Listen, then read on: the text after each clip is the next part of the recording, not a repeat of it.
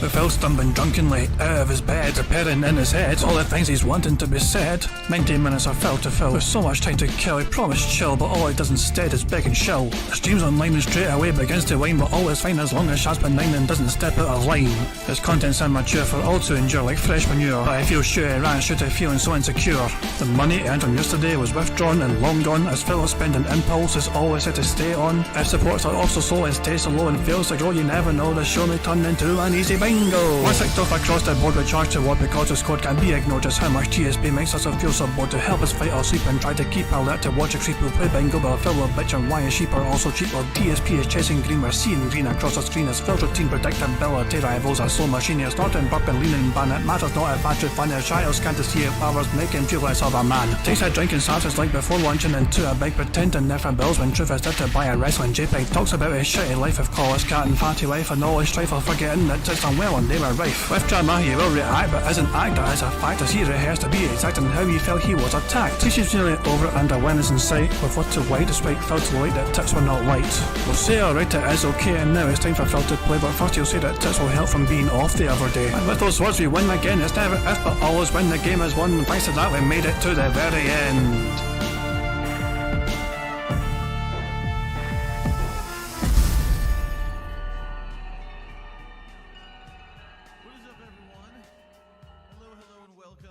Hey guys, King Jad here and welcome to DSP Bingo for what is today, Friday the 19th of May 2023.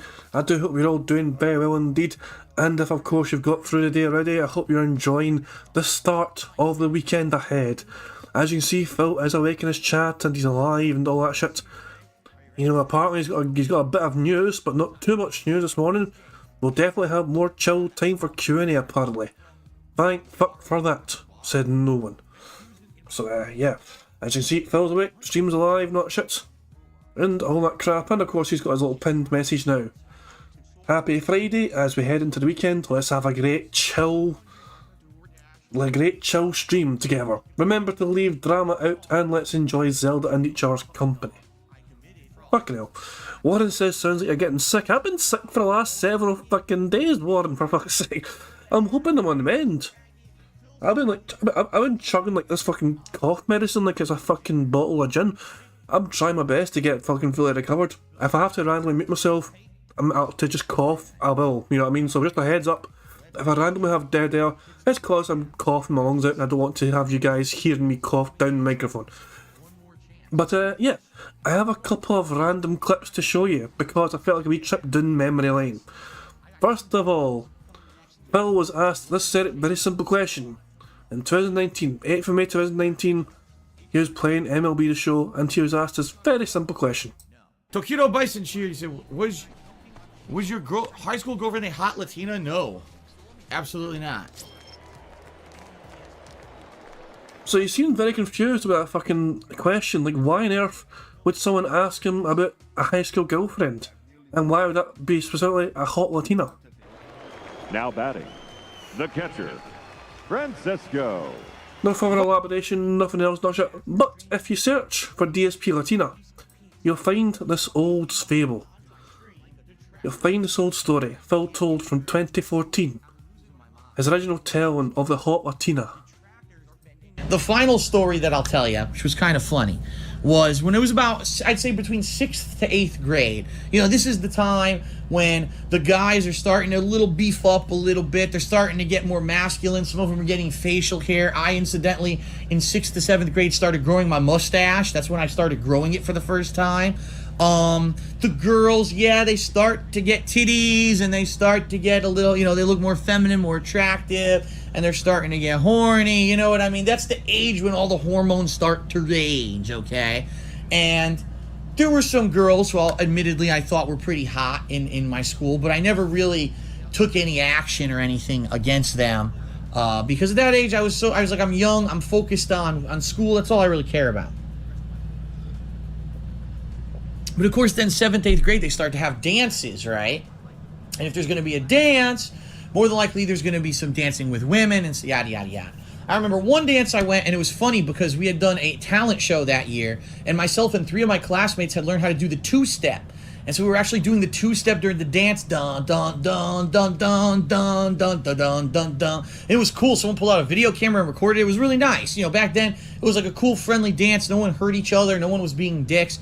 Then 8th grade hit, and it was all about everyone wants to fuck everyone. Okay, so when 8th grade hit, it was funny because there was this one girl who everyone knew that she had kind of been messing around with this guy who was considered like the stud. He was a black kid. He was real tall. He was like he had definitely matured more than anyone else. He looked like he was a football player, okay? And he was good looking, and he wasn't overweight or nothing. He was like, he could have, I mean, I'll be honest, the kid could have been like a model. It was ridiculous. And the girl, I still remember her name. Her name, I believe, was Vanessa. I think it was Vanessa. And she was a hot Latina girl. She was the only girl in school who really had grown big boobs by then. And she had a big ass, and she had a pretty face, and she would, you know, you could tell the ones who were going to grow up to be the hotties. This was 8th grade, so, you know. Money, yeah, yeah. Money, money. Oh, money, money. Yeah, yeah. Money, money. Thank you very much for Toxic Cherry Juice for the super chat. It says, I hope you're starting feeling better, Jad. Here's a money buff to help get you through bingo. I do appreciate it, pal. I think I'm getting better. Like, I'm coughing a hell of a lot, but I'm like bringing up crap as I cough, not to try and get too fucking graphic or anything. But, you know, you'd think that me getting all this crap in my system would be a good thing, technically. So, yeah, I'm hoping I'm on the mend. Put it that way. My throat is feeling a bit better, you know what I mean? It's not as sore as it used to be. But, yeah, hopefully over the weekend I'll fully recover for sure. But thank you very much. Pretty face, and she would, you know, you could tell the ones who were going to grow up to be the hotties. This was 8th grade, so, you know, young teenagers. She was starting to be attractive to everyone. And I remember that everyone kind of knew that they had been making out and maybe or doing something else or whatever. But then apparently they stopped for whatever reason. Okay? And then it was like, people were like, oh, fair game. Everyone could try to get with her. And I remember dudes would like make comments to her in class and ask her out, and she would shoot them down and make fun of them, and everyone would laugh. Ah, ha, ha, ha, that idiot. He got the courage to ask her out, and she turned them down. Ha, ha, ha, ha. So I was the kind of guy, I didn't give a shit. I told you, through my whole school career, I really didn't give two shits about any of that stuff. I did. So in 8th grade, I remember there was this one day when, for whatever reason, it was like dress down day. And I dressed up nicely for the time. I have no recollection right now what I wore. I remember I had a baseball cap. I don't remember how I wore it. I think I wore it backwards or something. I don't remember anything else about how I dressed. And it was dress down day, and we were doing a outdoor physical activity. Once a year, they would usually do this special event. Oh, look how physically fit our kids are. We're going to show off for some thing that our kids are physically fit. And so they had this event. And I remember during the event, I was doing very physical things. Back then, I had no weight on me at all. I was a string bean, right? Very athletic, very skinny. And at the end of the event, I remember the girl was on my team for whatever event we were doing, some kind of athletic event. And we were, tagging, and we were having fun and doing stuff. And she was, kind of almost a little flirting with me, which is kind of funny. And after the event, I remember we had a dance later on that week. And at the dance, so here I am, I'm out on the dance floor. The girl, out of nowhere, comes up to me and says, let's dance. And she pulls me out to the dance floor. I swear to God, this happened. She was grinding all on me. And I was like, what the fuck? Like, I didn't expect that. And everyone, all the dudes looked over, they were like, like they didn't know what was going on. And then it was funny because the next day, when we all went back to school, actually, I don't know if it was the next day. I think that was a Friday, so it probably would have been Monday. The kid who used to, go out with her, who was kind of the big dude, the head dude of all, like the alpha male of the class, was hanging out with all the dudes. And he's like, so, did you guys, did you see what happened on Friday? And they were all like playing off, no, she didn't dance with Phil. She didn't do nothing like that, right? And he goes, no, you don't understand. Like, I still talk to her. I'm friends with her, and she wants to go out with him. She thinks he's hot and all this. And the guys were like, what the fuck? That's bullshit. No. It was so funny. Like, they wouldn't believe that I was the guy who got the girl, who the girl found attractive, because they thought they were all the in crowd, the big masculine dudes who had been trying to get with her. Quite honestly, you want to know the truth? I think it was because I was the guy in the class who didn't try to get with her that she found attractive, someone who was hard to get, right? And I actually remember I got her number, which back then, again, 8th grade, I didn't care about girlfriend back then. I was so young, right? I got her freaking number. And I actually called her once or twice during the summer. Nothing came of it, though. Nothing ever came of it, unfortunately. And, you know, I remember I called her a few times. We never really got together, got to do anything that summer. I never saw her again anyway because, well, I never saw her because I was going to a different high school or whatever than she was. And then later on, a few years later, I saw her walking through the mall and she had a couple kids. And I was like, oh, boy, well, you know, at that point, I was like, what, early 20s. I was like, well, I don't want to have kids now, so I'm glad maybe, you know, whatever. But I just thought it was funny that out of all the people in this, you know, the one guy who doesn't try, the one guy who literally is like the guy who focuses on his grades, and, you know, I was kind of not, I don't want to say the goody two-shoes, but I was the guy who never got into trouble or anything. I wasn't part of the cool class, the cool kids, the clique, who all were friends and all tried to ask out the hot girls and stuff, and I was the one who got the attention. Don't worry, that doesn't happen any other time in life, but at that point, that was pretty funny to me, so. All right. So yeah, some of you guys might never have fucking known that video existed of Phil talking about his random imaginary hot Latina girlfriend, which he seemed to have completely forgotten about years later when asked about it during fucking gameplay for fucking that baseball game. So yeah, I just found that it's funny old lore that Phil tries to pass off as genuine, but nah, no one's believing it, no one's buying it. We're all pressing extra out. Nah, so there we go. Phil has quite the creative imagination, as you can see. Anyway, let's spin the wheel and determine today's bingo card criteria.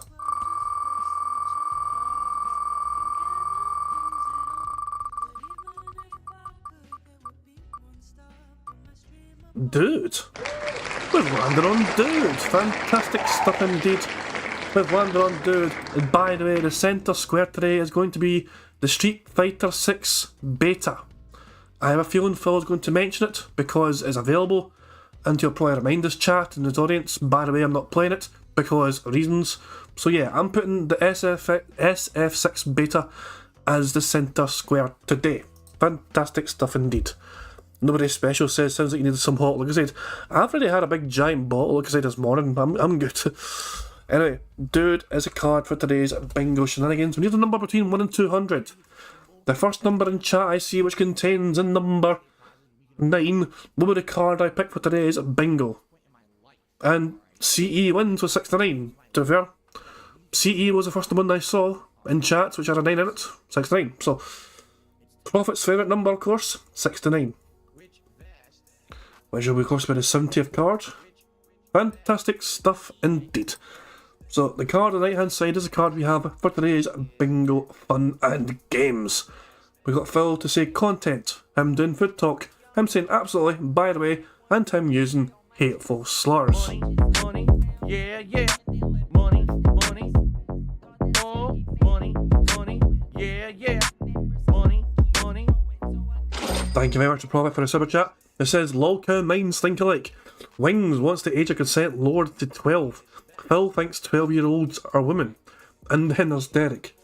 I think, how old is the 8th grade? Because I thought my only reference to the 4th grade, Simpsons, Bart Simpson, you know, was almost doomed to repeat the 4th grade. And he was like 10 years old, wasn't he? At that age. That's literally my reference. So I'm just thinking, okay, 4 years after that, probably 14 or something, 8th grade, you know. I don't know. So people are saying 14, 13 to 14, 12 to 13. Okay, it started at teenage years, okay, pretty much early teenage years, pretty much. Infidel Castro says my kids are in 8th and 13. Okay, so this story from Phil was talking about, you know, these are kids. Phil was a kid, the classmates were kids, and he's talking like, you know, like they're all fucking, you know, actual fucking young adults in college or some bitch. What the fuck? It's a weird fucking story. Then Phil sees her like 7 years later in the fucking mall and she's got fucking kids and Phil's like, oh my god, I dodged a bullet. Fuck off. It's a bizarre fucking story, it really is. And then of course, the fact that Phil completely forgot about it when he was asked about a fucking hot Latina girlfriend, he completely memory hold that shit. But yeah, no wonder fucking Derek is drawn to fucking Phil when we're creepy with fucking stories like that. Holy shit. We'll just save the card very quickly, then we'll go through the rest of it. Just give me a second, there we go, fantastic stuff indeed. And there we go. And the card has been saved. Happy days, hallelujah, and all that jazz. So we can close that, we can close that, and we're all good. I said sorry if I had random dead there. Sometimes I have to just mute just to cough. I'm sorry, guys. Right, there are a few different ways that we can earn some. Holy shit! Look at all the fucking. No, hold on. Look at all the Nightbot fucking messages. Look how dead Phil's chat is. 1, 2, 3, 4 in full view right there. Not barely anyone's fucking talking. Nightbot has taken over. Jesus Christ, man. Anyway, back to the bingo, of course. Tobyon's asking if Jinx tips $150 before gameplay begins, do we get a free space? No. I'm not doing that pish. I'm not that. But that's too much of a given. That's too much of a guarantee. So no. No. But there's different ways though we can get free spaces though. We're not going to get a free space for Jinx being Jinx, but we can get free spaces for the following different ways. If Phil snorts 25 times before he starts recording for gameplay for YouTube, that will be a free space. If Phil burps 10 times before he starts recording for gameplay for YouTube, that too will be a free space. If Phil gets 100 likes on his stream and he gets fucking bubbles blown for his dumbass audience before he starts recording for gameplay for YouTube, that'll be a free space. And if we get 100 likes on this very stream before we finish bingo, that too will earn us a free space. So there's 4 different ways for us to get free spaces, and of course all these things double up. So if we get 200 likes for example, that'll be 2 free spaces. If Phil gets 200 likes, that'll be 2 more. 50 snorts is 2, and so on and so on and so on. So yeah, the card looks pretty good I think, if I don't say so myself. We've got Phil to smack his lips and say something style, him repeat the same point constantly, him saying Twitter and interactive. Him saying voted, that being said, him mentioning the Street Fighter 6 beta, him saying what the fuck are you talking about, and him saying positive. Then you got Phil saying sound good, him throwing his arms, him saying no exaggeration, dude, and life, and finally Phil giving a leaning man somebody, him saying tips, day off, his voice cracking, and example. So there we go. Tony's asking how long till Jinx disappears, Jad. When Kiwi Farms is fully back and operational, Jinx will vanish again properly, because he comes and goes and it's usually triggered by Kiwi Farms. When the farms are down, he has to do something to try and get attention. So there we go, that's my interpretation anyway. Phil already fucking getting derailed by drama. Notice nobody talks about trolls besides trolls. I love how fucking easily Phil is just fucking derailed on his own shit. Look, looks like he's beginning the show right now, fucking ready for that. Give me a second here, hold on, let me just try and fix this. Give me a second guys, sorry, I'm trying to fix my fucking... Things are going very weird for me. We're probably getting a long intro today. Phil does not have a lot to talk about. So we're probably getting a long intro, I imagine. We'll have to wait and see, I guess. Yep, long intro. So yeah, I'm just gonna keep this fucking shit muted, okay? Right, so guys, you all know what job now. Please tag me in chat in case I miss anything on the card. I don't try and miss things on the card. I just do some things because I'm a stupid bastard. And aside from all that, get 25 out of 25 in the card. One of you guys could be eligible for a prize, but only if you fucking add your name to the community post that is linked in the description of this stream.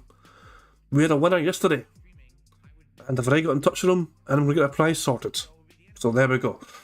If you want to chat about winning as well, make sure your name's in that community post, which is linked in the description of a stream. Aside from that, guys, fingers crossed, good luck, here we fucking go, and yeah, hopefully DSP won't be too annoying today. Fingers crossed we can get another full house. We're great to get 2 in a row, wouldn't it? So let's brace ourselves, here we fucking go. Fuck you, Phil.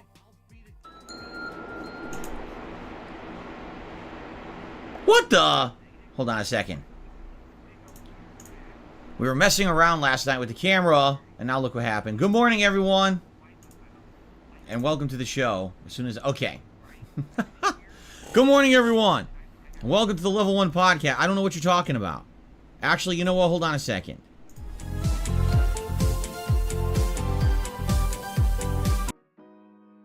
All right, good morning, everyone, and welcome to the Level 1 Podcast. How are all of you today? I hope you're doing well. Happy Friday. Today is Friday, indeed. May 19th, 2023. And I hope you're all doing well, and I hope you're ready for a chill and fun gaming day. This is a bit of a random fucking thing to ask, but wasn't May 19th some sort of trigger word for Kane in wrestling? Remember, Kane was in a movie, some sort of fucking dumb movie he made, and like you could piss him off by saying May 19th. I don't know why I remember that, or even it's fucking correct. But as soon as I heard Phil say May 19th, I'm just thinking Kane going mental. That's all I'm thinking. And yeah, people are saying that's right. The movie was See No Evil. There we go. I don't know why I remember that. Because today we're going to be continuing on with my big playthroughs in the rotation. Most notably, Zelda Tears of the Kingdom. And today's a big day for Zelda, because we're going to be heading into the first major dungeon. You know, the game has, I guess, 4 major dungeons, much like the last one did. And so we're going to be heading into the first of those, and we are just like at the doorstep. We're scaling up this giant tower of floating platforms in the sky. I'm excited to see how this dungeon pans out. If it's more of a traditional dungeon or more like the beast dungeons that were in Calamity, Breath of the Wild. I guess what were they called? The Calamity dungeons? Or were they called beast dungeons? It was several years ago. I can't remember. But anyway, yeah, I'm interested to see how it pans out. I hope it's fun. You know, traditionally the dungeons are some of the best parts of the game. Usually you get new abilities when you go to the dungeons. And I'm wondering, after we clear out this dungeon, if it'll change the climate of Rito Village, which has been frozen by a blizzard. Seems like this giant storm in the sky is what's causing the blizzard. So, they were called Calamity Beast Dungeons. Is that serious? Well, that's why I'm thinking both Beast and Calamity Dungeon. There you go. Okay, so I'm excited for that today. I'm excited to get back into the main Oblivion plot, as we've now been on a detour from playing Elder Scrolls 4 Oblivion for like 2-3 weeks as we played through the Shivering Isles DLC, but now that's done, and we can finally head back into the main story and the end game. We're basically heading into the conclusion of the game, which is great, because it's been a playthrough that's been going on now for over almost 5 months, and we need to kind of wrap it up to focus on other stuff, right? And so, I am excited for a fun day today, and I hope that you guys are as well. It should be a good time. Chill podcast today, meaning, unlike yesterday, we don't have a ridiculous amount of stuff to talk about. I have maybe 2 news stories to cover today. So, for the most part, it'll be kind of, recapping what we're up to. And then doing some Q&A with you guys. See what you guys feel like you want to chat about today. And having it more be an open discussion rather than be a hyper-focus on a few topics. Which is good, because yesterday I literally talked for like an hour and a half because there was so much to talk about. Alright? Man, what a cool week we got coming up. Like, I'm excited to get further into these games that we're playing. I actually played Star Wars yesterday, and I actually said to my wife last night that I'm really enjoying the playthrough, because she asked me, what do you think of Jedi Survivor now that you're further in, and has the game improved at all with all its issues? And I'm like, well, no. The graphics still are bad. The frame rate still chops up constantly and has a bunch of problems. And there's bugs out the ass. Like, the game crashes and has these issues. But if I ignore the bugs and the graphical issues, the game is great. The puzzles are fun. The world design is excellent. The combat is interesting. The abilities, the story. So far, I like everything in the game except the fact that it's unpolished. That if they'd spent a couple more months polishing this game, it likely would be way up there in my rankings of games this year. And in addition to that, I said to her, I feel like the end of this year is going to be a tough one. Because number one, think about the layout of games coming out this year. We've got not 1, not 2, but what appears to be 3 different major fighting games coming out this year that all look like they have potential to be polished fun and maybe even Game of the Year contenders. But in addition to that, we've got games that were supposed to be great that came out and were incredibly underwhelming. And then we've got games that have come out that are good but have some startling issues that shouldn't exist. And it's going to be like, how on earth am I going to basically rank my games this year? It's going to be very tough. Like, I'm thinking in my head right now with Star Wars Jedi Survivor. there's so much I like about the game. I'm bored. I'm going 1.25 already. We have a little bit of juice. I'm using it now because Phil is boring the crap out of me. And then there's all the frustrations of it being an unpolished mess. Does that mean it should be a Game of the Year contender? Does that mean it gets bumped down to an honorable mention? Does it make my most disappointing Games of the Year list because it's disappointing that it is unpolished and it would be a Game of the Year contender if it weren't? See what I mean? And we're you know, just kind of starting to get into games this year that are interesting contenders. So it's a unique year for sure. And like Star Wars, I'm really enjoying. I can't wait to play more. Honestly, like I can't wait to jump in and play more Star Wars. We're having a good time with it. But you know, at the same time, when's the next thing gonna happen, right? But anyway, great playthrough of that so far. It's actually getting better the further I get in. I really like the broad saber. Yes, it's a broadsword style lightsaber, which is really fun to use right now. So I hope you guys are enjoying it too, and I hope you'll give it a chance because I know a lot of people saw the first 1 to 2 sessions of Jedi Survivor and were like, yeah, it looks like shit. It's running terribly. I'm not going to check it out any further. Some people on the internet, you know, who normally would do playthroughs, dropped the game entirely after 1 week. They were like, nah, it runs like shit and no one really cares about it. And that's sad because I really do think the game is good and people aren't giving it a chance because it runs so poorly. And I mean, that's not the fault of the streamer or content creator. That's definitely the fault of the game developer for releasing it in that state. But at the same time, a game that maybe deserves more attention and no one's really talked about it when it's actually quite good. But, you know, I'm excited for today for sure. Zelda's been a great game so far. I was apprehensive about having to constantly use this building combining system. So far, it's not a big deal. I actually feel like, it's getting better the further in I get, and it's not. The whole building system, is it a little annoying? In some cases it is, but at the same time, I don't feel like it's ruining the game. I actually feel like I am having fun. Although, admittedly, I don't feel it plays like a Zelda game at all. But that's okay, I guess, because I guess they're done with traditional Zelda. Like, it feels like they moved on, and they don't think that traditional Zelda will sell anymore, which is why they've gone into this open world, more modernized formula. And by the way, Tears of the Kingdom, the best-selling Zelda launch ever. Yep, sold 10 million copies in 3 days. So, since it is the best-selling Zelda in history, I'm assuming Nintendo's going to follow suit with more. Anyway, I'm having a good time with it. I can't wait for more. And, of course, tonight with Oblivion as well. Shall we just go through the schedule quickly? I might as well just get the schedule out of the way, all right? So today, that's the schedule. It's Zelda and then Oblivion. Tomorrow, it's React Day. So tonight, I'll be heading on over to DSP Reacts, my sister channel. That's youtube.com/@DSP Reacts. I'll be looking at all the clips that the members have submitted over the course of this week. I'll be forming the playlist in which people will be submitting said clips. By which people submitted the clips. Let's try this again. I'll be making the playlist by which we'll be watching said clips tomorrow on the show. I don't know. I'm having a brain fart today. And so tomorrow's first stream is over on DSP Reacts after the podcast here. 3 hours of watching fun reacting clips. It should be a good time, as always. I hope that people are following suit with the variety because we're seeing bigger variety the last couple of weeks, and it's actually ended up being really interesting because of that, so I hope we can keep that up. Then tomorrow night, it'll be more Final Fantasy V Pixel Remaster on the late stream.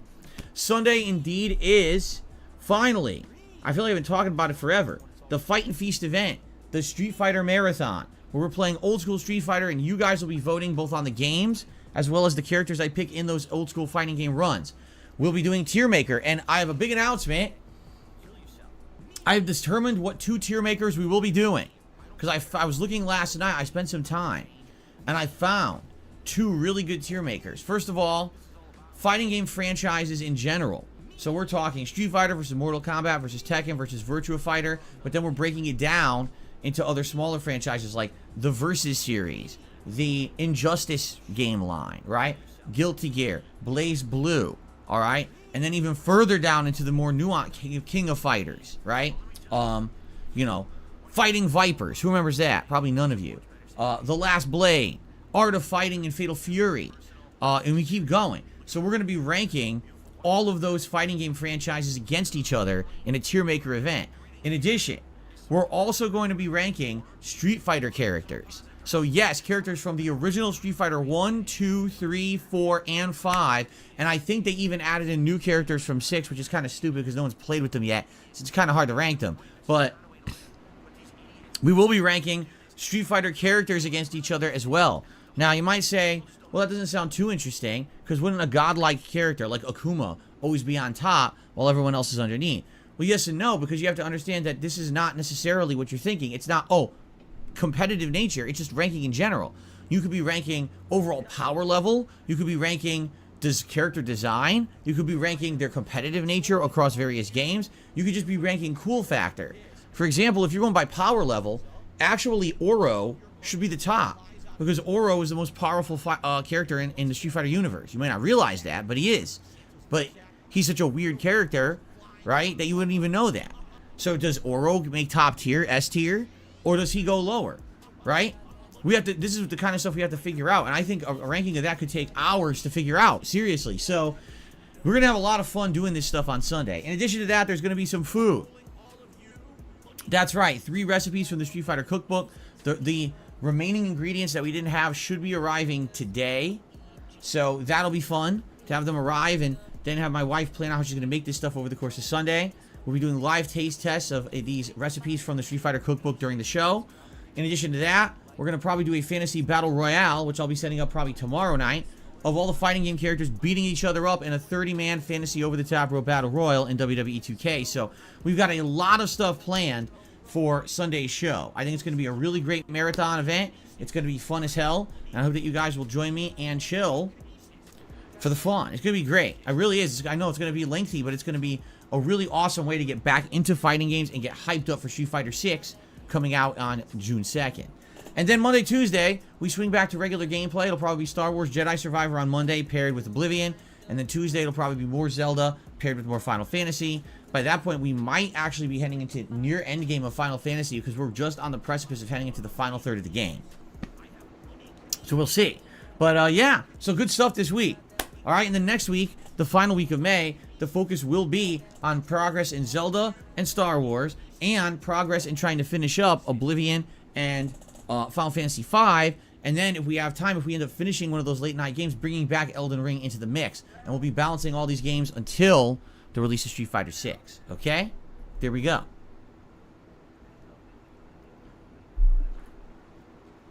Good stuff coming on the horizon, my friends. All right, so that's that for the schedule. Keep in mind we have some new additions on the streams. For example, if we hit a likes goal of 100 likes on any particular stream now, we will have a bubble gun blow. Thanks to the donation of a viewer and fan. Thank you so much. And if for special occasions, I just might have to go guns akimbo. If we got something really special that we're celebrating, all right? Very nice. You guys, I did these a bunch yesterday, and you guys really seem to like them. As you could already see, the bubble juice already is down by about 10% from one day's use. So these things go crazy through the bubbles. Pretty cool, though. It's fun. So that's a new addition to the streams, okay? Outside of that, yes, it is true. The support streak continues. We have had 14 straight streams. 14 straight streams where we have hit the support goals. All right? In addition to just hitting those support tips goals, there's also been an abundance of super chats, memberships, gifted memberships. It's been a really great week here on DSP Gaming. Will we keep that streak up? I have no idea. And I'm not going to talk about it all day, but it is worth mentioning at least once a day, I guess, to say, you know, how it's going. And thank you, everyone who is contributing to that. Obviously, one of the major supporters is Jinx. He's the person who's been dropping the giant tips every day. But we also have many other people who've been coming by and contributing via various other methods. We have people who've been giving a lot of engagement to the channel this week. I really appreciate that. You know why it's extra special? Because this is a slow time for games. Outside of Zelda, everything else I'm playing is kind of a not very hype game, correct? So when there's only really one big game of note going on, and let's be honest, it's a first-party Nintendo title, and I don't really get a lot of attention for those. This is more of a slower month for me. Things are definitely going to pick up when it comes to attention in June. Street Fighter 6, Diablo 4, Final Fantasy 16, and other things in between. That's going to be a big, big, big month. All right. I know that. We're going to get more eyes on the channel than we've had in months. People are going to be excited to see me covering these games. Me too. But that was us catching up to live DSP. So we're no longer at... Well, basically, we caught up. We went and used up all our speed up juice. Still got a couple of weeks before we get there. So it's nice to see the level of support that this channel has been getting, especially when there's not anything too crazy in particular going on the channel, all right? In addition to that, let's be honest, okay? Over on DSP Reacts, it's been quite slow. If you haven't noticed, I definitely have not done much content on that channel this week. I was doing pretty much 2 to 3 reviews a week at one point, and the reviews just weren't getting any attention. You know, I'm putting out a review and it gets 400 views. Then why did I bother, right? If no one really cares and no one is interested in those reviews, then I'll wait and we'll hold off and we'll find something that's going to be something you guys want to see me do for a review. All right. However, the React channel will definitely pick up this week because just think about the Fight and Feast on Sunday. We're going to have runs in classic fighting games and the Battle Royale that we're going to do here on DSP Gaming, and they'll be uploaded here. That's all gameplay. But we're going to have multiple tier maker videos. We're going to have the food recipe videos for Street Fighter. And I might also do a meal. Like, I think I was talking to my wife, and we're saying, what are we going to do for dinner? Because the food that she's making over the course of the day for the Street Fighter recipes is made more to be like a snack stuff. It's not really a meal. So we're saying, what are we going to get? We might just order like a sandwich or something from somewhere. But I might do like a quick sandwich review video. And that'll probably also go live on DSP Reacts. So there's going to be a good amount. By the way, I'm just going to start banning people right now because I've had enough. I'm serious. I'm really tired of this bullshit. Okay, here we go. Here's another one. I'm just going to ban like 10 people. Want to know why? Because they're scumbags. They're sitting here, all right, and here I am talking about all kinds of topics, and all they're doing is harassing Jinx in the chat for being supportive this week. So fuck all of you, and you're all getting banned right now because I know you're just fucking sitting here to try to ruin things for everyone. You're assholes, okay? So there's 4. Here's 5. Let's keep going. Here's 6. Here's 7. Fucking hell, man. Jesus Christ. Phil, you literally mentioned Jinx by name. You kind of brought it on yourself here by throwing such attention onto him yourself. So, you know, it's like a protecting Jinx here by highlighting and emphasising how fucking, you know, important they are to you hitting these tip goals.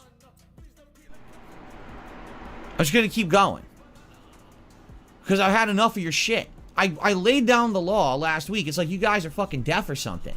No, I'm not going to put up with your fucking bullshit. You're going to come in here, you're going to harass other people.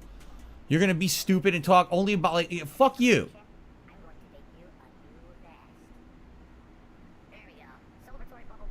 So I got like 8 people. Should I keep going? Should I literally just ban every person? Oh, here's another one. That's 9. Okay, let's keep going. Because, you notice I mentioned it, and I moved on. I'm on other topics. And then I look back, and here's all these fucking, support, Jinx, support, Jinx, support, Jinx, Jinx, Jinx, fuck you. I've had enough of your shit. I'm really done with this shit. How dare your community have a fucking discussion with other people in that fucking room about things like that? Holy shit, Phil.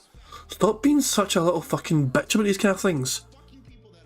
You're oh my fucking god. What? But who cares when I fucking talk to Jinx about fucking hitting support goals? It's expected of them. We have come to expect it now. I think they're aware that people look to them as the person that will probably be the one to help them hit a tip goal. They can keep the streak alive. So this fucking over-the-top protection is just ridiculous, Phil. And it really shows you how much it bothers you as well. This shows everyone how much it bothers them whenever the focus of attention is on someone else. The chat is not talking about DSP and the things that he's saying right then and there. No. The attention is all on Jinx, the almighty Jinx, the fucking great and noble Jinx. He with the deep pockets that keeps funding all the goals, that keeps funding all the best streaks, that keeps the fucking streak going, that keeps the streak fucking alive. And Phil can't stand it, because he has to be the centre of attention all the goddamn time, forever and always. How dare people actually fucking talk about Jinx in Phil's chat when he wants attention to be all on him. It's to the point where, like, every day I'm just going to come in, I'm going to look for these fucking new sock accounts and just wipe them out. I had enough. Here's another one. And here's another one. Where'd all these generic accounts come from? I'm serious, I just banned like 14 of them. They've only been here for like a week. It's like they sit in the fucking wings. They literally sit here in the wings waiting for moments like this, and then they fucking all come out together. There's like 14, 15 of them. Well, I just got rid of like 14, 15 of them. There. Now half the chat's empty because I got rid of all the fucking idiots.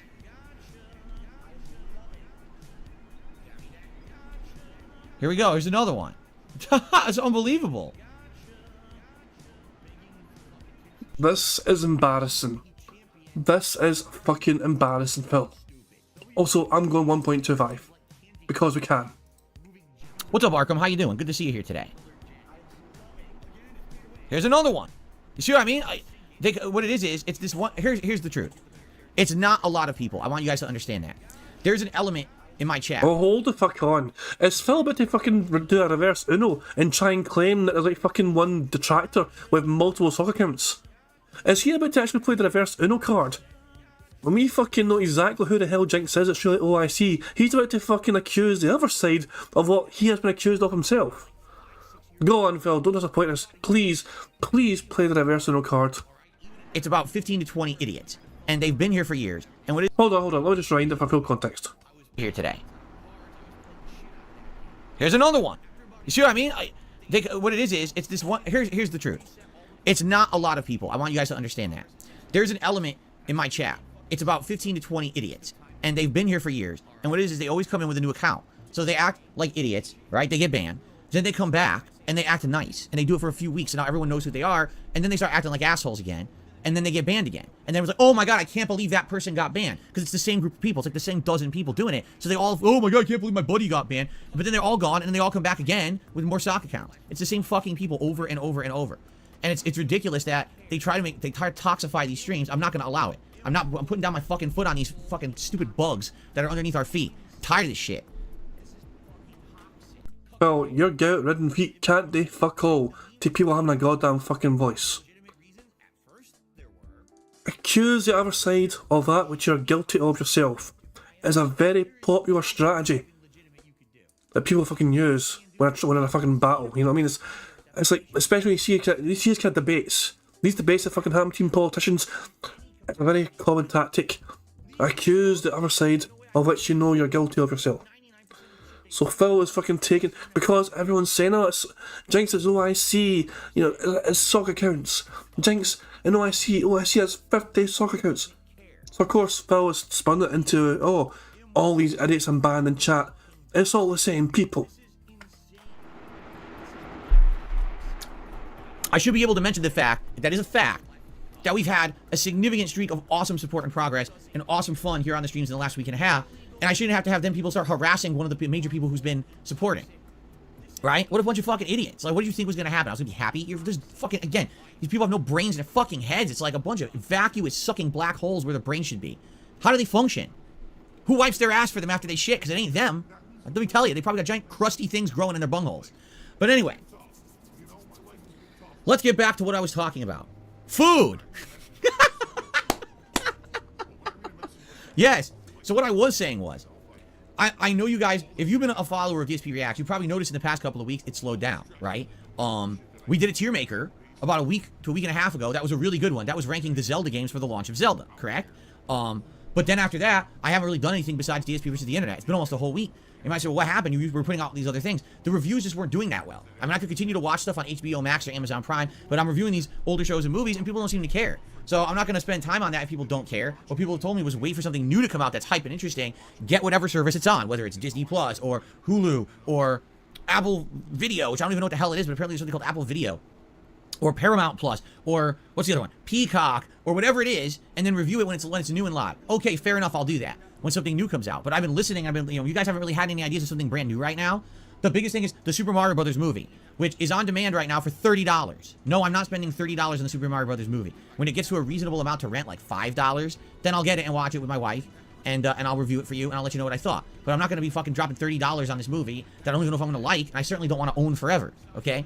So, besides that, there's really nothing else going on, so there's been nothing on that channel. But now you're going to have DSP versus the internet tomorrow, and then you're going to have all this cool stuff from the Fight and Feast on Sunday, including the Street Fighter recipe videos, if I have another food video, and the tier maker rankings. So there should be a good amount of variety of content that'll be available on DSP Reacts over the course of this week. And then after that, what we really need to start thinking about is what's the next long-form event you guys want. Do you want a long-form React in June? Because we didn't do one here in May, but do you want a long-form React of some style in June?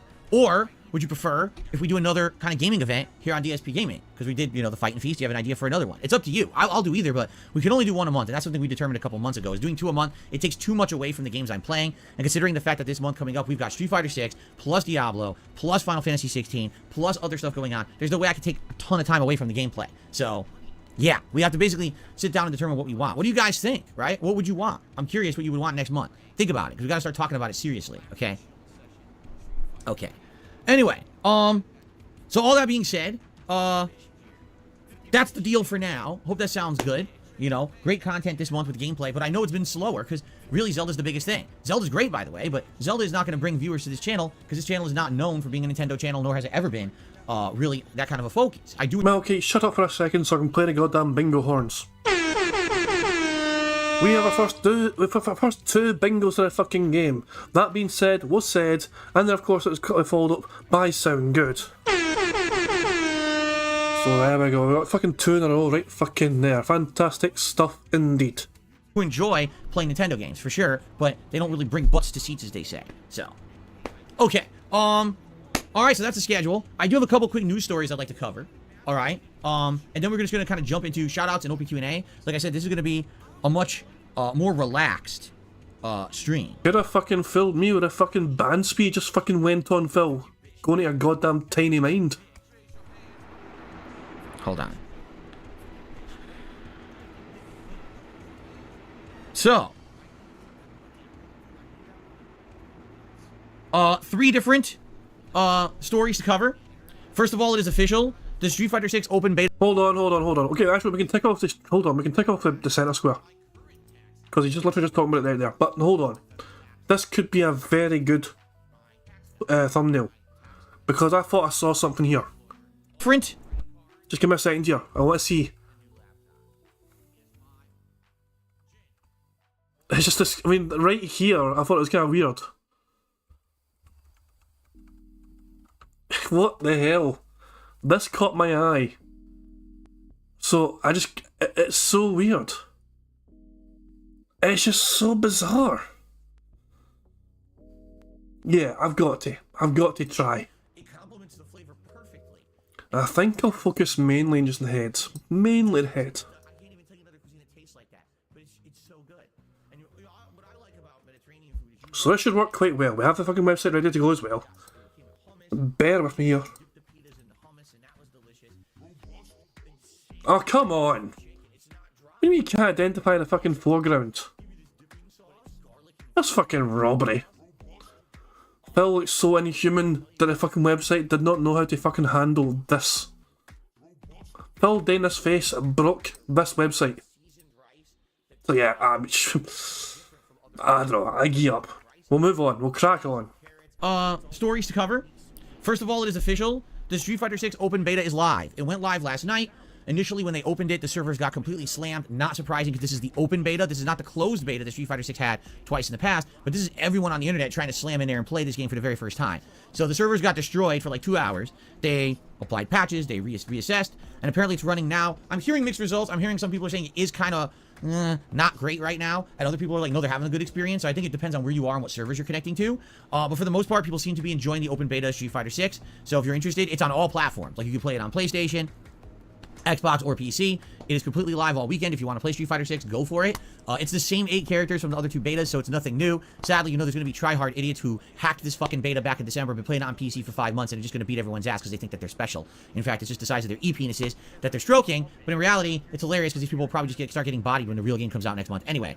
Yeah, so that's live. Check it out and enjoy. I'm not playing it for various reasons. Number one, because I already had the Fight and Feast marathons scheduled for this Sunday, and I'm not changing it at this point after having hyped it up that much, okay? Number two, because I already played this beta. I already played it both in December and, was it October? I played it twice, and having already played the beta twice, it wouldn't make sense for me to be playing the same exact beta again, all right? Like, why would I do that? I've already played with these 8 characters. So if you already saw everything the beta had to offer, which I did, there's absolutely no reason to go back and play the beta a 3rd time. It's identical, right? If they had changed it a little... Oh, hold on. He said, absolutely, we have yet another fucking bingo. This is going quite well, this game so far, in my opinion here. We are 1, 2, 3, 4, 5, 6, 7, 8, 9 away from a full house. A little bit, tweaked it. If they'd added new characters, which I wish they were going to add new characters, they did not. Since it's just more of the same, I'm going to abstain from the beta this weekend. I'm just going to do my normal stuff, but I wish that they would have done us like a second wave beta. That would have been better, but they have not. Okay, so now just so you guys know, my internet's having some problems. I'm checking right now. Yep, my internet is all over the place. It's spiking high up, then it's going down, then it's spiking. So you're going to see frame drops on the stream.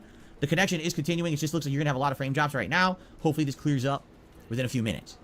It's good that it's actually doing it now during the podcast rather than during gameplay. It happens. It looks like there's some noise in the line today. It'll probably clear up within a few minutes. Everyone just be calm. It should be all right, okay? If you're getting buffering, if you restart the stream, hopefully it'll fix it. Like I said, it's kind of going like this right now. It looks like a wave. It's going like this. Whoa! Now it's in the green again. But watch it now dip down to yellow, red, then back up to green. It looks like it's going like this, like you're surfing, right? That's what it looks like. It's all right. It's a little bit of noise. It should be all right. No big deal. Okay, continuing on. No, don't panic. Gamer guy, stop that right now. No panicking. Okay. All right, continuing on. Get this. This is an interesting story from this morning. China, much like the rest of the world, has a regulatory board for video games, okay? Now, as you know, Microsoft is in the process of trying to purchase Activision Blizzard, right? Well, as you know, all the world kind of regulatory boards have been trying to weigh in on the situation, on should they allow this purchase or not. And some places have been saying yes. In fact, the European Union just this past week said yes, 2 thumbs up. Let's go through with that. Let's have a good fine. We don't see any problem with it. But the UK has had this weird regulatory board that idiotically thinks that somehow Game Pass on the Xbox has to do with cloud gaming and that they like are controlling the cloud gaming market when they're not. All right, it really makes no sense whatsoever. It's just really stupid. But you know, it's idiotic basically. But that's how it works, I guess, right?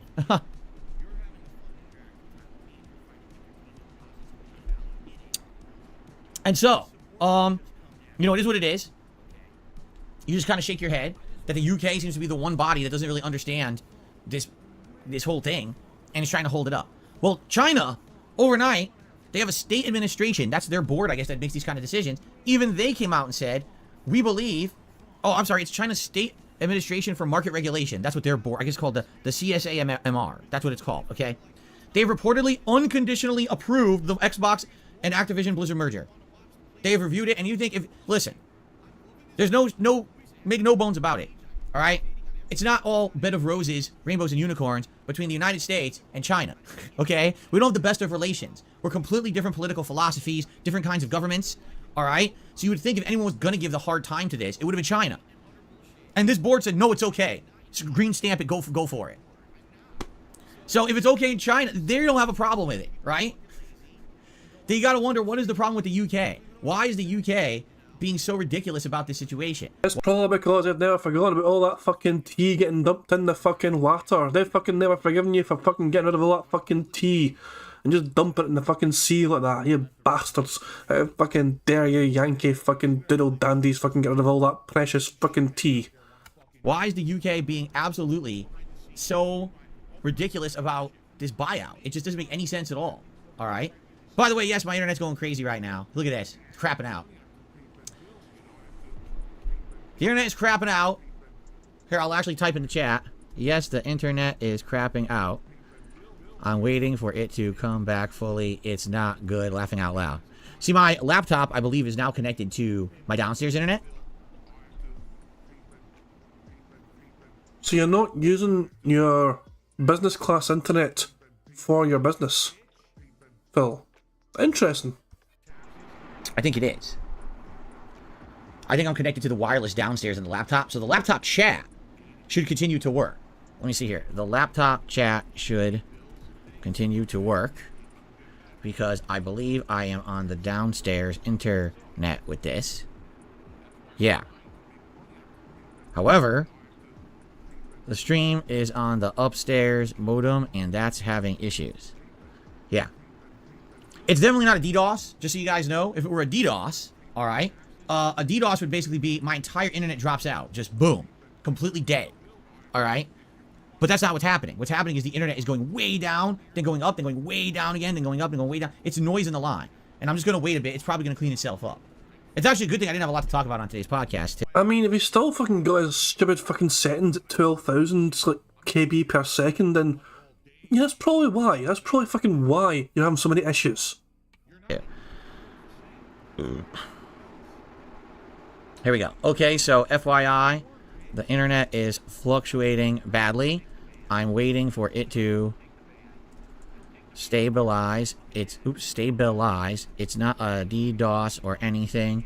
No worries there. It's definitely an issue with the line ISP for now because it's fluctuating everywhere. It's like crazy. Like right now it's up to, it was all the way up to like 17, 18,000 kilobits per second. Now it's down to 5,000. It's all over the place.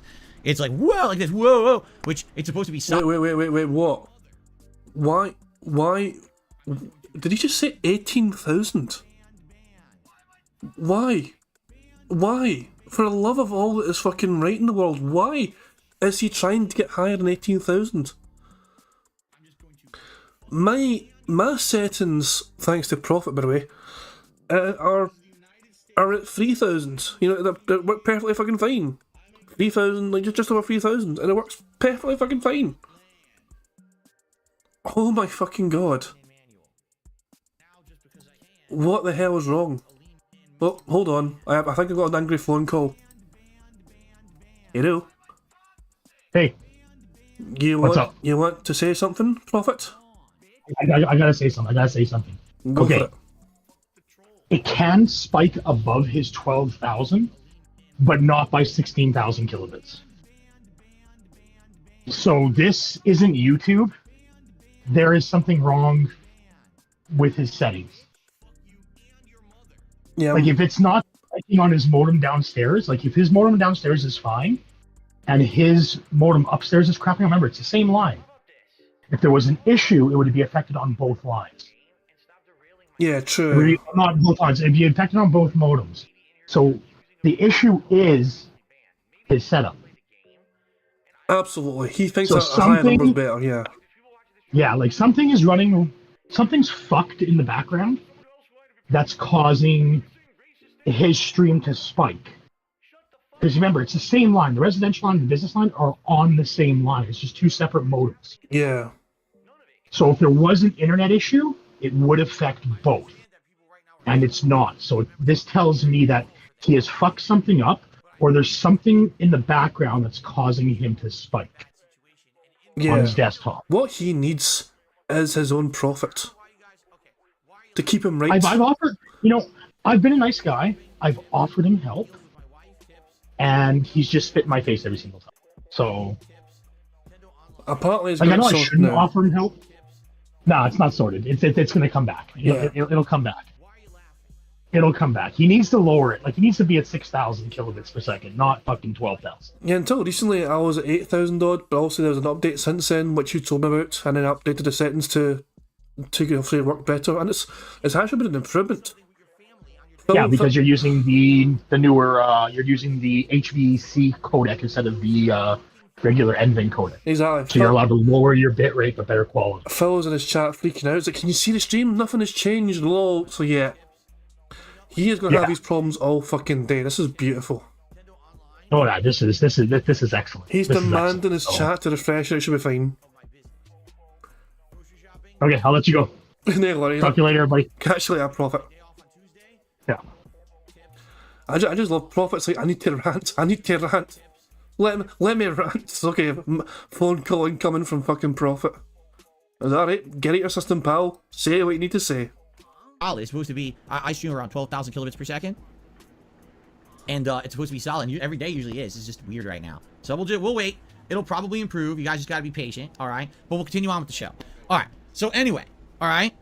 FYI, if China is okay with this merger, right? Why on earth wouldn't the UK be? So that's what I mean. Like, they seriously would be in a situation where China would want to interrupt and interfere with United States commerce. Usually they would be the ones, haha, let's try to hold this up or whatever. But they're not. Anyway, that's just what's going on there. No updates on the UK situation. We gotta hope for the best there. Okay, we have one more piece, one more news story. All right, one more news story. And this news story is regarding Mortal Kombat 1, all right? Or Mortal Kombat 12.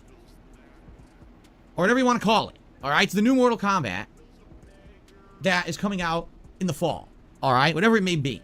So this new Mortal Kombat coming out in the fall, all right, is another reboot. It's the second reboot. And they announced it yesterday, and people seem to be excited. I'm excited. It looks good. But there was a leak, all right? There was a leak. If you're wondering, what is this leak? What could it be? They have leaked the entire Season 1 DLC. But it wasn't NetherRealm that did it. It was Amazon. Because I guess in Amazon Italy, only the Italian version of Amazon's website, you could somehow buy the Season 1 pass I don't know what they're calling it. The Combat Pass or something like that. Okay. But, yeah, so this Combat Pass is going to include a variety of characters. Supposedly, these are the DLC fighters for Season 1 as listed on Amazon Italy. Ready? Quan Chi. Okay. You know, he was the antagonist of Mortal Kombat 4. Him and Shinnok were the two big baddies of Mortal Kombat 4. So that makes sense that he'd be in it. Omni-Man. What? Omni-Man, if you're not aware, is one of the characters of, what's it called? Invincible? It's that, comic book and also, it's a comic book and it's also a TV show on Amazon Prime, animation, correct? It's supposed to be really, really gory, correct? I haven't seen it, so I don't know. But I've heard essentially, like, Invincible is kind of similar to The Boys, where it's like an adult-rated superhero show. But Omni-Man is supposed to be, like, the main character of it. Now, that would make sense if he really is, like, a character who's, like, really, like, cutthroat, gory, or whatever. Then maybe he would fit into the Mortal Kombat universe. Maybe he's ruthless. He just could be ripping people's arms off and beating them with them and, you know, doing crazy fatalities and stuff. I guess that would make sense, right? That would kind of fit. Then, Ermac. Alright, well, Ermac has always been a hidden character in the Mortal Kombat franchise. And there's different versions of Ermac over the years. Isn't he supposed to be, what do you call it? Like a dark shaman or something? I can't exactly remember what exactly they're called. But he has, like, he's like a magician, right? Ermac? It's where I always get him and Noob Saibot confused, because Noob Saibot's supposed to be like a ghost, right? Or something. While Ermac is supposed to be like a shaman who works for Shao Kahn or something, right? I don't know. Anyway, by the way, the stream seems to be back, guys. If you're wondering, I'll type in the chat now. Okay. FYI, the stream seems to be fully back now. My connection has been stable for over a minute. So I think the issues are done. Try refreshing. There you go. Exactly. I never went anywhere. I was here streaming the whole time. Just the internet was going crazy. Now it seems all right. Well, that's awkward fucking timing. No. Well, hold on. How far away was that? Hold on, I need to rewind, because I can't refresh the stream. Hold on. Not a big deal. Alright? And, can I be frank? The Peacemaker character... Okay, I need to go back further than that. Some people are saying the stream is dead. The stream shows... I think Phil's stream reset. Of course, now the chat's going crazy because the chat's all at staggered different times. Yeah, I literally had to rewind to the very start. Let me show you guys. I went to the very start here, and I'm 6 minutes behind. And this is new. Of course, now the chat's going crazy because the chat's all at staggered different times. I think we're picking up where we just left off. The strange thing is the page didn't reload, but the stream did. The stream definitely died. Because I cannot go back further than that fucking point. That is so weird.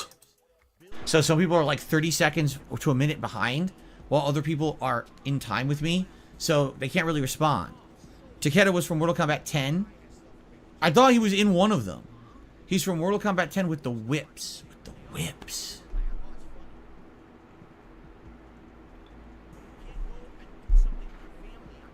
A character with the whips?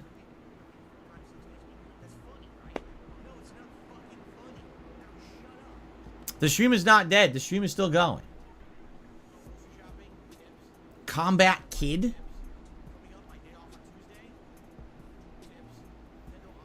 Some people are saying the stream is dead. The stream shows as working for me.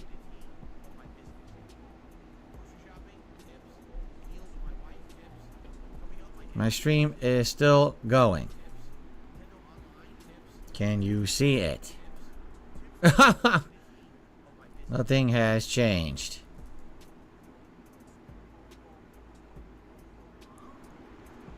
It ended, I refreshed and you're back.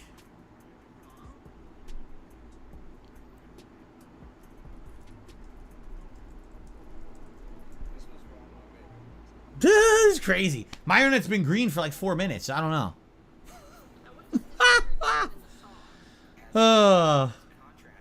How stupid. Well, sadly, this is what happens sometimes with, you get an internet issue or whatever. Everything's fine. I'm checking. Everything's fine on my end, just so you guys know. No worries. Everything is alright. It just seemed to be an internet issue. Yep, it was a stupid intermittent internet issue, and now the stream seems to be going smooth. So apologies for those who the stream died, but it should be working now. Okay? We're back. We're good. All right. Hopefully you guys stick around. I know the viewership went from over 400 people down to 100, and now it's trying to climb back up. It should be fine. Just refresh. Okay. So Takeda, who apparently people are saying is a dual whip user from Mortal Kombat 10. I don't necessarily remember this character. Now the last two were already characters that were speculated would be in the next Mortal Kombat. The first one is Peacemaker. All right. Can I be honest here? Why is Peacemaker being overhyped and acted like he's a popular character? Okay, first of all, he's not. All right. The Suicide Squad reboot movie by James Gunn did not do well. It underperformed massively. It did not get the attention that it thought it was going to get, nor did it make a good amount of money. In addition to that, the Peacemaker show that was made as a follow-up to the movie, right, didn't do as well as they wanted because they thought the movie was going to be a hit. Now, a lot of people know Peacemaker because he had a whole show and it's John Cena. But let's be honest here. It's not a big deal. All right? And, can I be frank? The Peacemaker character is not very interesting. I watched the entirety of the Peacemaker show, and actually I think the other characters in the show are more interesting than Peacemaker himself. I think he's one of the more boring characters in the show, and he's not very well written either. They're trying to make him funny and cringy, and he's not very funny or cringy. You know what I mean? Like, I don't know. I thought the overwhelming plot line of Peacemaker, the alien invasion plot line, was far more interesting than anything the character did in the show. The character was kind of blasé and boring and cheesy. So, it's just stupid because of all the characters you could have had, right, and put them into this game, they just had to put Peacemaker in. Probably, honestly, because they wanted John Cena. That's my guess. Again, they thought, oh, it's the hype of having a show based around a guy. It's John Cena, pro wrestler, whatever.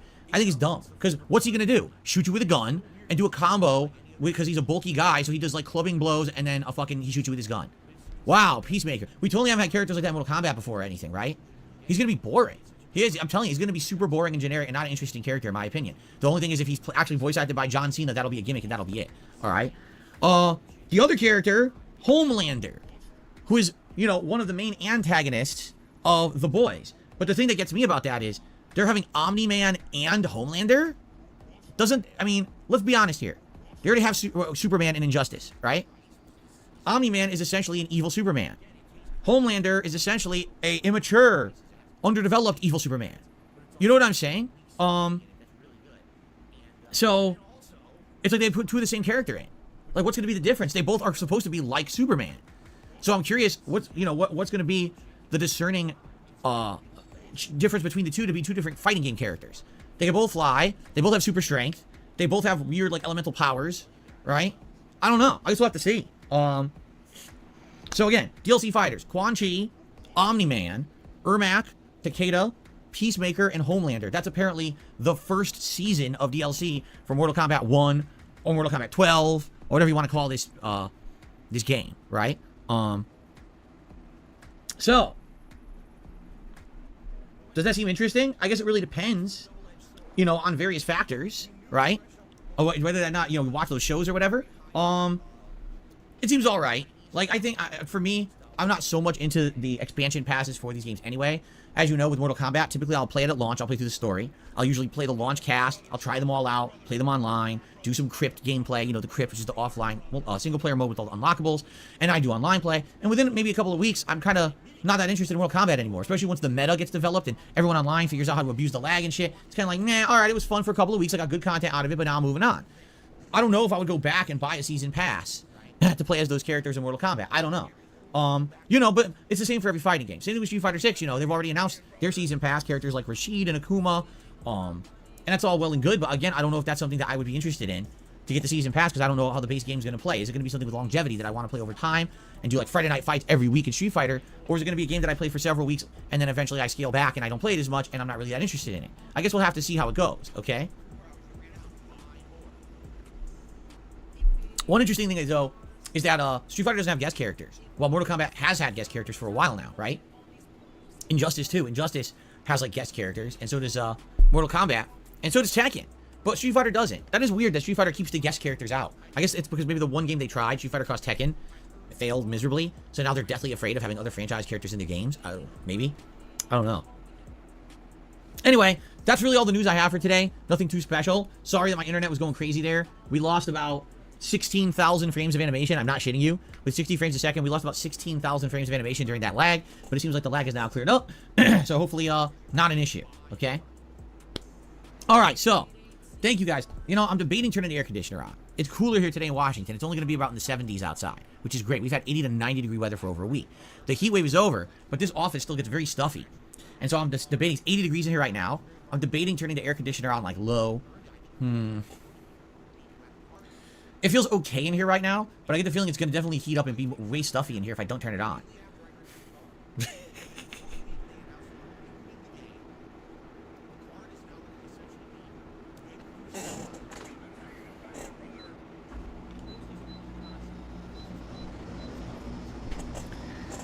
All right, let's see how it goes. Anyway, so now, look, guys, let's get to shout-outs. Remember, thank you so much. This has been an absolutely positive, outstanding week for DSP Gaming. You guys have given an amazing amount of support this week. I really, really, really appreciate you guys supporting the content as much as you have.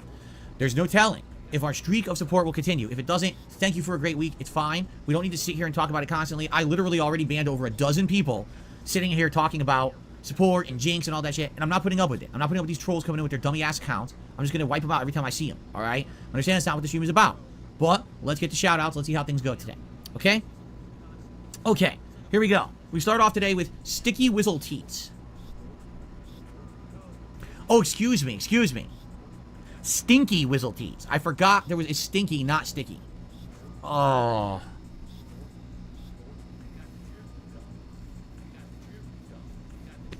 Hello, Eternal Napalm. How are you doing today? It's good to have you on the stream. Okay, so Stinky Whizzle Teats. Money, Yeah. yeah. Money, money. Oh, money, money. Yeah. Money, money. Thank you very much to Black Mage for a super chat who says, "Brrrr."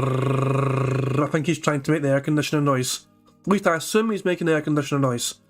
So I try my best to fucking recreate that by going brrrr. Yeah. Phil does not give a shit about the audience's audio level, you know what I mean? He could easily implement a fucking noise gate to his microphone to not pick up that shit. But no. No. His fans must suffer their con noise, because Phil might get slightly fucking sweaty. How are you doing today? It's good to have you on the stream. Okay, so Stinky Whizzle Teats.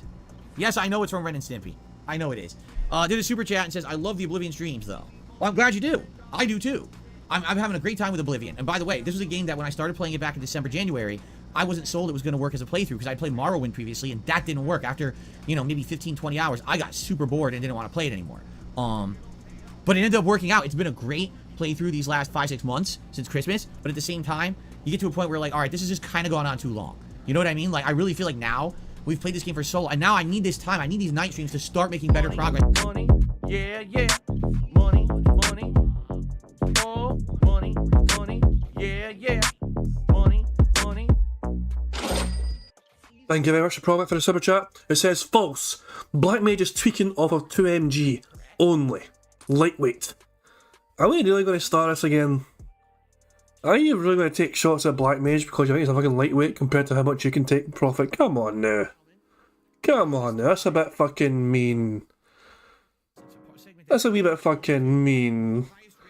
Also, I did my best to make an air conditioner noise. I know it sounded like a fucking drum roll. I know. I improvised, I went with it, and I did the best I could. Nothing I can do. Bugged air conditioner noise mechanics, dude. I really feel like now we've played this game for so long, and now I need this time. I need these night streams to start making better progress in the other games. We've got multiple games I'm juggling, and it's like I've got time constraints now because we've got new games coming out in early June, and I gotta have everything ready for that. So I hear ya. I've loved Oblivion. We've had a great fun doing every single guild, doing tons of side questing and all of that, but it is finally time to wrap it up, in my opinion. Okay. So thank you very much, Stinky. Devin did a super chat. So James Gunn's Suicide Squad was sadly overshadowed by the 2016 Suicide Squad. That I definitely agree with. That and Warner's strategy to put movies in theaters and HBO Max in 2021. That I agree with. Do you want to know what else I agree with? Having the fucking cast cross over to make you think it's the same movie. It has the same Margot Robbie Harley Quinn, right? Even though the character is different in the new movie, you think it's the same character, right? They had Captain Boomerang return for all of 5 fucking minutes, the same actor, right? It's like, why did they do that? If you really wanted to say, okay, this is a new Suicide Squad movie. It's got James Gunn behind it, so it's going to have that Guardians of the Galaxy vibe. Give it another shot. Even if you didn't like the 2016 one, give this new one a shot. Great. Then what you should do is not fucking have the same cast in it. Make it completely fresh from the beginning, so everyone knows this is a brand new movie with the new stuff. It was such confusion around this movie. Is this a sequel? Or is it a redo of the same movie from 2016? If it has the same cast, did you just refilm a new movie? It's the same. And then, just like you said, it was both on demand at home on HBO Max during the pandemic, but also there was theaters, but no one was going to the theater at the time. It was just ultra confusing. And what's funny is Inara says, well, it's no different than comics. They do one-shot issues. Yes, in comics. Comic books. Not multi-million-dollar movies that take entire 5-year shooting plans to film and put out and market. There's a big difference here between we made a comic book one-off and took a chance on it versus we invested insane amounts of time and money and effort into a movie that now flopped because we had insanely mixed messaging and no one knows what the fuck it is. You know? That's a big problem, a big difference. They treated it like a one-off special comic book when it's not what it was. Oh, by the way, they were already banking on it being successful because they made a whole Peacemaker series on the side that didn't get as much attention as they had hoped. Why? Because the movie didn't do good. That's why. If the movie had done great, then the Peacemaker show would have exploded. Everyone would be talking about it. Literally, no one talks about it because the movie flopped. Anyway, thank you, Devin. I agree with you. There was a special combination of factors that made the movie kind of fail. At the same time, I've seen the movie, and it's just passable. Like, the main characters who are supposed to be the main characters, like, what's his name? Is it Deadshot? It's not Deathstroke. Is it Deadshot or is it... No, it's the other guy. The guy played by Idris Elba. I forgot his name. This is the other thing. The characters played by Will Smith and Idris Elba are identical. Even though they're not the same character in the DC universe, they're fucking identical. It's Deadshot? Deathshot? Deadshot. It's not Deathstroke. It's Deadshot. They really fucked up. If they were going to do a Suicide Squad movie and they... Is he seriously confusing two black actors for the roles they played? If there was a racist square on today's card, that would have been it ticked by now. Wanted to separate themselves from the previous one, they absolutely, positively needed to have a whole new cast and a whole new plot and a whole new everything. It was stupid. It didn't make any sense the way they did it. And that's why no one saw it. So, anyway, thank you, Devin, for the super chat. And Dan the Man has re-upped his membership for 16 months. Thank you, Dan. He says, hey, Phil. What's going on, Dan? Good to have you. Okay. Excuse me. What's hilarious is that Drew Diligence says so many things fly over Phil's head. Yeah.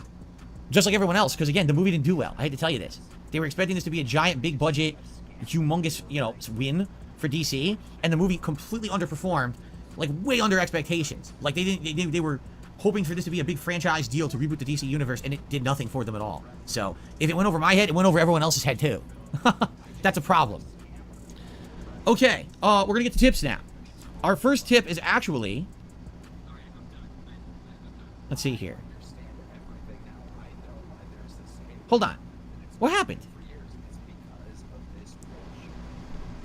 Here we go. I was gonna say, I said there's an overnight tip that I got, but I couldn't find it. Here it is. So I received an overnight tip for $2.25 from Burger King fan. Okay? Someone overnight was thinking about Burger King and thought to tip me about it.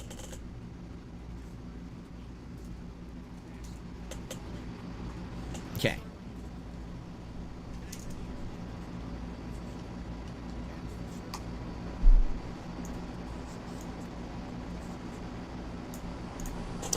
What's your favorite item at Burger King? Why is Burger King the best restaurant in America? They are not the best restaurant in America. However, my favorite item at Burger King has always been the Whopper. The Whopper has been the consistently good sandwich at Burger King for years and years and years. They never really change it. It's the same flame broiled patty. It's usually the same size. Lettuce, tomato, onion, pickles, mayo, ketchup on a sesame seed bun. It's good. It's a consistently good, tasty burger. If you go to Burger King and you get the Whopper, you pretty much know exactly what you're going to get every time. Other fucking inflatable fucking crown. Other things, I want their chicken sandwich. Dude, they changed their chicken sandwich 10 times in 10 years. You never know what you're going to get. You don't. And even other things. They Hold on, I need to rewind that. I think you might have said dude. Whopper, you pretty much know exactly what you're going to get every time. Other things, I want their chicken sandwich. Dude, they changed their chicken sandwich 10 times in 10 years. You never know what you're going to get. You don't. He definitely did say dude, and we have another bingo because of that. Fantastic stuff indeed. And even other things, they've changed the quality over the years, but definitely the Whopper is the consistent thing that I would go to Burger King to eat. So, Whopper all the way. But they are definitely not the best restaurant in America. That is a gross over-exaggeration. Okay.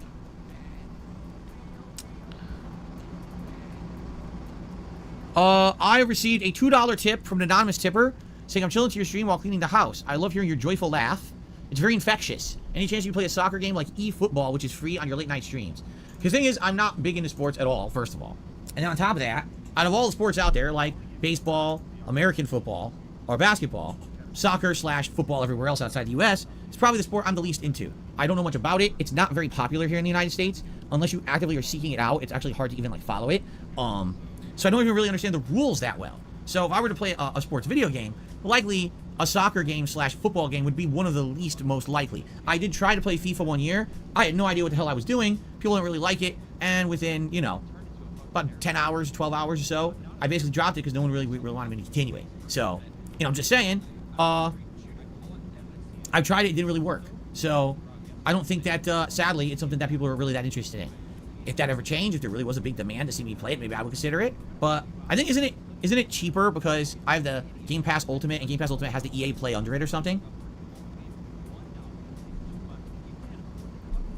So I think if I wanted to get a FIFA game, it would be cheaper for me.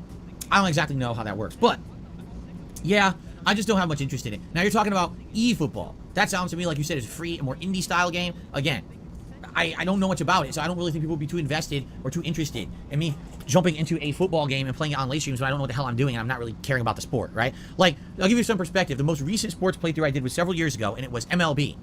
And even then, I didn't really care about it. What it was I would sit there at bat, and as I was trying to hit the ball, I would interact with the audience. Sometimes we'd do a karaoke session. People would give me songs to sing, and I'd be singing the song as I was trying to hit the ball.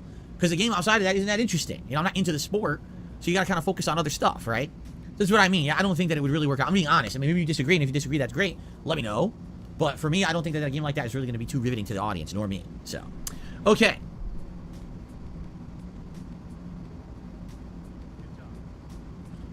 Oh, I got another dollar tip. This is actually the soccer question is from Hotel Dude. I forgot to put my name in the tip. Okay.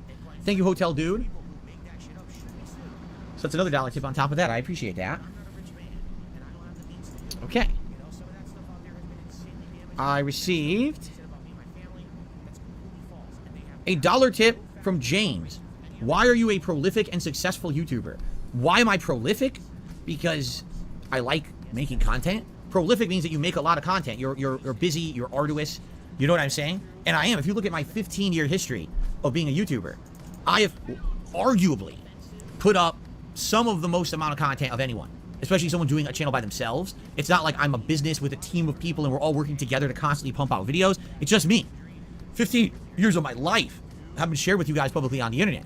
So prolific is right. Now, successful depends on what you measure levels of success, okay? Do I have a following? Yes, I do. Is this following positive? Some are, some are not. A lot of toxic because the internet is a toxic, fucked up place. But I do have a positive following of people as well. Do I make a living doing it? Yes, I do. I'm allowed to make a living doing it, which is nice to do what you love and also be able to make a living doing it. A lot of people can't say that they do that. But am I popular? Am I exploding with YouTube algorithmic success? No. And a lot of that is due to me and my choices because I don't want to be. I know that in order to hit it big on YouTube, I would have to change the kind of person and content that I make, or the kind of person I am and the content that I make. I would have to essentially sell out to people who want toxic content, which I refuse to make. I don't want to sit here and make that kind of stuff. So because I choose to make curated style content for a certain audience, I have purposefully limited myself to be in a certain level of content creation. I absolutely positively could get more popular if I chose to change. But it would, in my mind, it would be changing for the worse. And I don't want to change for the worse. I want to continue to make what I feel is meaningful and positive content for the people who like that style of content, because that's who I want to be in my life. I don't want to degrade myself and change in order to become popular and be more successful. So, again, am I successful? Well, I make a living doing it. I am technically a professional content creator. But am I blowing up with popularity? Am I getting tons of notoriety? No. I'm staying small time on purpose because I don't want to have to contort, distort, corrupt, change, mutate what I do in order to get personal gain. So there you go. I received another tip. Let's see here. Someone asking to get unbanned. I don't unban people on the fly via tips, so that's a waste of your time. I received a $3 tip. I recommend checking out a new movie Hellraiser on Hulu. Maybe review it. It's disturbing and the new Hell Priest is superb. Beware the gore. Well, first of all, the movie's from last year. Already, I can tell you immediately, people probably wouldn't be interested in me reviewing it for some odd reason. Everything I've tried to review that's older, no one cared. The thing that people really cared about was the Joker movie and the Last of Us TV show. And that's it. Oh, I take that back. The Whale. When I reviewed The Whale, that also did well. But outside of that, when I'm doing reviews in the last like month or two, struggling to get 500 views. So I'm going out of my way to watch these movies and try to do a review of it, and you know, it's just not picking up. No one seems to care, so I'm gonna wait. This seems like I mean, very well could be a good movie, but I didn't see it. I don't have Hulu anymore. I canceled Hulu, and I have no plans to get it back anytime soon. By the way, if you're not aware, Hulu is merging with Disney Plus, and it seems like they're gonna be the same service, much like how HBO Max is now becoming just Max, and they're fusing with shows like what is it, like Discovery Network, the Learning Channel, all those like reality shows and shit are all going to be merged with it now into one service this month. Within a few days, I think they're doing it. It seems like a lot of these streaming services are finally Money, money, yeah, yeah. Money, money, oh, money, money, yeah, yeah. Money, money. Thank you very much. He also put a super chat. It says, "Can I be unbanned, please, you twinkle toed lever mate?" No. You're no banned. You're just being funny, very, very funny, Joseph. You're not fucking banned. You and your fucking British style banter. service this month. Within a few days, I think they're doing it. It seems like a lot of these streaming services are finally merging together, which makes sense. I said when they started coming out with these services, first it was just Netflix. Then all of a sudden you had major competitors, right? Like Hulu, another TV, and then you had Disney Plus. But now you got Paramount Plus, Peacock, Apple TV. You know, we keep going on. There's like 20, 30 of them. It's like, how many services do you expect me to get? And if you're charging me $10 a month on each, if I get them all, I'm paying more than this than if I had cable, which includes all the fucking channels anyway. So what am I doing, right? It'd be stupid. So now what's happening is they're fusing a lot of these together to become hybrid streaming services. So that way you don't need 12, 13 subscriptions a month. I do feel like that will do better than what they're doing right now because the nickel and diming is not working. Essentially, it's just becoming just as bad as cable, and people are wising up to it. So we'll see. We'll see what happens, but I don't even have Hulu anymore because I don't have Disney Plus either. Maybe one day I would get it back if there's a new show on there you want me to watch, but for now, I don't have it. Okay. I received a $2.25 tip from Bob Hoskins. Rest in peace, Bob Hoskins, a great actor. We've been playing any future South Park games. THQ Nordic got rights to make the next South Park game. I'm excited for it to come out. I don't know. It depends on what it is. It all depends on what it is. You know, the Stick of Truth was absolutely outstanding. The Fractured Butthole was okay. So I don't know what they're going to be doing next. I guess I would say it depends on what they're doing next, okay? All right, and then I received, see here. Ladies and gentlemen, I received a $100 tip from Jinx. Gasp, shock, and horror. I never saw this coming. I don't think anyone on the planet saw this coming at all. No one predicted this could have fucking happened. How on earth did this fucking happen without us being any of the wiser to it? I am shocked and flabbergasted. Where is it? Here it is. $100 tip from Jinx. Thank you, Jinx. Obviously, the largest contribution of the day, so far, that is. Let's get Jinx up on the leaderboard. What do you mean fucking so far? You make it sound like you're fucking hopeful somebody will fucking beat him. You greedy fucking pig. That means we're going to have gunner glasses and a hat right off the bat, and we'll be working towards the vest over the course of the stream. Very cool. All right, so thank you, Jinx. Let's get the gunner glasses on. Let's get the poll going for the hat, and then we'll read what he has to say. Let's do it in that order.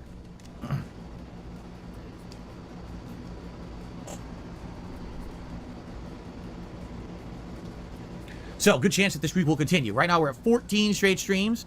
Will we see 15 today? There's a very good chance. Because that is an amazing start for the stream, that's for sure. Okay. Hat poll. Which hat is Zelda best? The Los Santos cap, we just wore the Bender hat last night, the cowboy hat, the beret, or the blue digital camo hat. There we go. So, Jinx says the following. Hope you were doing well today. I had a good night. I wanted to say happy birthday to my little sister. I also can't wait to see gameplay today. The ability in progress also tonight. I can't say how hyped I am for the fight and feast. It'll be good, but let's keep positivity going. Thank you, Jinx. Thank you so much, Jinx. Yeah, the fight and feast will be something special. It will. Something different. You know, I got 2 tier makers lined up that are going to be good. We're going to do some retro gaming. We're going to eat some food. And, you know, even the Battle Royale to end it should be fun. So it's going to be a special day for sure. I hope people will join and hang out and have a chill day with me all day Sunday for the fight and feast. Okay. So, thank you, Jinx. People are now voting for a hat, okay? I think we've gotten through all the shoutouts at this point. I think. Well, I've been playing Aliens Dark Ascent, a real-time strategy game, asked Abdullah. I don't know anything about it. I've heard nothing of this, and if it's a real-time strategy game, likely it doesn't really fit into the content I do on stream, but I'd be open to it if people, you know, tell me about it and say they want it. First time hearing of it. All right, if you would like to ask me a question, please tag me in the stream chat. Now be the opportunity. We still have some extra time for Q&A. Did I do a Street Fighter tier maker yet? We have 2 lined up. One is going to be ranking fighting game franchises, and the other is going to be ranking Street Fighter characters, okay? We're definitely doing one. If you guys want to do both, we can do both on Sunday. But I'll probably let you vote. There's going to be a lot of voting on Sunday. Voting on what game you want to see me play, what character I play in the game, what tier maker we do, all right? There's going to be a lot of interaction on Sunday streams here on the chat, so. Guts has just re-upped his membership for 5 months. As a fellow old viewer, I will say keep on keeping on. Thank you. Money, yeah, yeah. Money, money. Oh, money, money. Yeah, yeah. Money, money. Thank you very much to Brad Burnham for his super chat. It says, imagine Jinx's sister seeing this. I've got to tell you my wee theory. I think Jinx's sister is imaginary. Don't think they exist. Who knows though? Who knows? Guts has just re-upped his membership for 5 months. As a fellow old viewer, I will say keep on keeping on. Thank you, Guts. Kagome, if you're not here for the Fight and Feast, it's perfectly fine. You can catch up whenever you want on demand, remember. Do I have Amazon Prime? I do. Any recommendations? Not really. Every once in a while I watch a random movie on there, but outside of that, I haven't really actively watched anything on like Amazon Video, so no. When I do reviews of retro movies I enjoyed in the past, I mean, I would, but I don't think anyone's going to care. Like, if I went back and I watched Clue the movie, and I reviewed it for you guys, one of my favorite movies of all time, who would care about the review? If you guys aren't watching reviews of recent movies, like I just reviewed the new animated DC movie, League of Superheroes, all right, which is brand new, came out a week ago. I reviewed it the day after it came out, and it got 400 views. So, if you don't care about the new movies, how many of you are going to care about me reviewing old movies?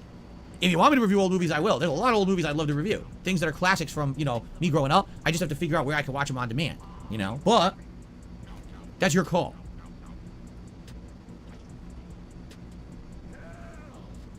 Radical Jaws has done a super chat. I'm lurking and cleaning a vandalized wall at work. Oh, sorry to hear someone vandalized the wall.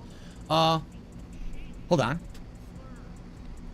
on. Thanks for streaming. Will you enjoy listening to you in my pocket? Alright, thank you, Radical Jaws, for that. Please, don't overwork yourself. King Ezo just did a super chat and says, Phil, do you remember when people thought open world was going to be a fad? Do you think there's still a place for linear style games? Yes. In fact, considering the fact that we're finding out that these games today are having insane budgets, right? And a lot of the reason is because they are developing these giant open style, you know, open world map games.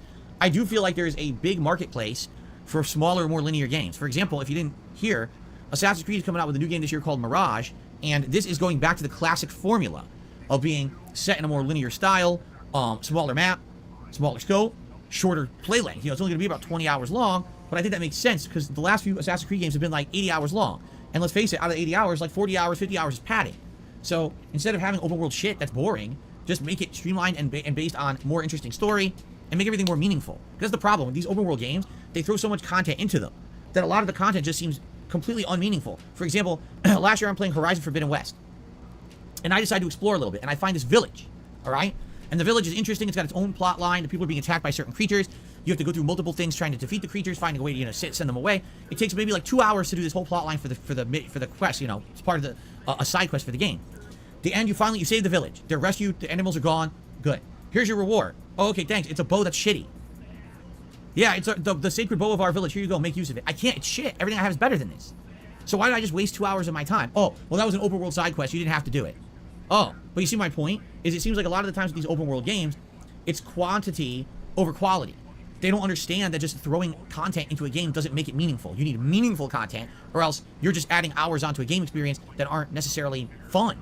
And I think that's the problem, is that's what the open world games have done. They task these different teams. You're the open world team. Put a bunch of side content out in the world. You're the story team. You work on the story. You're the combat team. You work on it. But they don't have someone to sit down and coherently put it together so it all feels balanced and meaningful. Instead, you've got a story that's good, and everything extra is just time waster. You know? This happens in a lot of these games. I mean, holy shit, was Assassin's Creed Valhalla bloated. Bloated to shit with side content that didn't mean anything. So, yeah. I do believe that these open world games have gone way too high budget and they're too demanding on the game dev teams, and they do need to maybe scale it back a bit and try to make things a little bit more reasonable, in my opinion. I mean, Phil, you're entitled to your fucking opinion, but we can fucking say the exact same goddamn thing about your podcasts. Sometimes you got a lot to fucking talk about, fair enough, but today you don't. So you fucking have nothing to fucking fill 90 minutes of fucking time in, so you fucking turn it into some sort of Q&A session, which is not fucking meaningful, it's just you stalling for fucking time until it's time to play the fucking game. Your podcasts, for the most part, are not meaningful. Your content in general is not that fucking meaningful. You cannot fucking remember anything you fucking did in this fucking, in the games you fucking play within the last month. It all goes to your fucking head. It really does. I mean, there is nothing meaningful whatsoever about what you're producing right now, Phil. I mean that. So, I received a tip here. Let's take a look. Looks like you guys are voting for the cowboy hat today.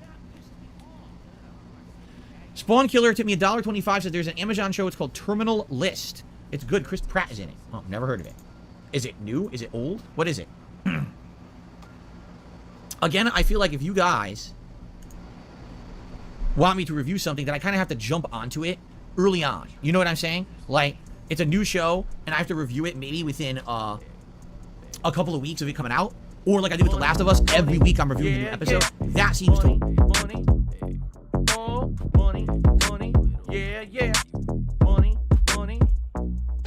Thank you very much to Keldessen for the super chat. It says, me thinks Jinx is the next Snorlax, a ticking time bomb. The Snorlax thing was kind of strange. I feel like we never actually got a fucking proper conclusion to the whole Snorlax King situation. Like, were they really somebody that was fucking getting chargebacks? They vanished for a fucking while, they came back, they went away again. It's kind of strange. So, I don't know. It's hard to tell. Look, whether this is some sort of fucking strange op or not, the important thing to always remember is that regardless of how much money Phil is given on a daily basis, he is going to blow that money and squander that money and just basically piss it all away just as fast as he fucking gets it. Phil will get all his fucking money, and what's he going to fucking do to actually fucking better his fucking life? Absolutely nothing. He will do absolutely fuck all to try and invest that money into improving his fucking life, because he's addicted to this fucking mobile game. Yeah, yeah. Money. Oh, money. Yeah, yeah. Money. Thank you very much to Black Mage for super chat. It says, nobody holds a gun to your head to complete everything. Most side quests in Breath of the Wild taught you a minor mechanical recipe or a good source of resources. Well, it's just, if he can bitch about something, he fucking will bitch about something. It's unbelievable. But, going back to what I was saying though, Phil, it doesn't matter how much fucking money Phil gets. He is so financially irresponsible. It doesn't matter. The money's all gone the next fucking day. Squandering dumbass shit. Perspective, okay? Phil could have used some of this money to put it towards a honeymoon. Nope. All gone. No honeymoon for Phil. Poor cat. She probably can't fit in the fucking plane anyway.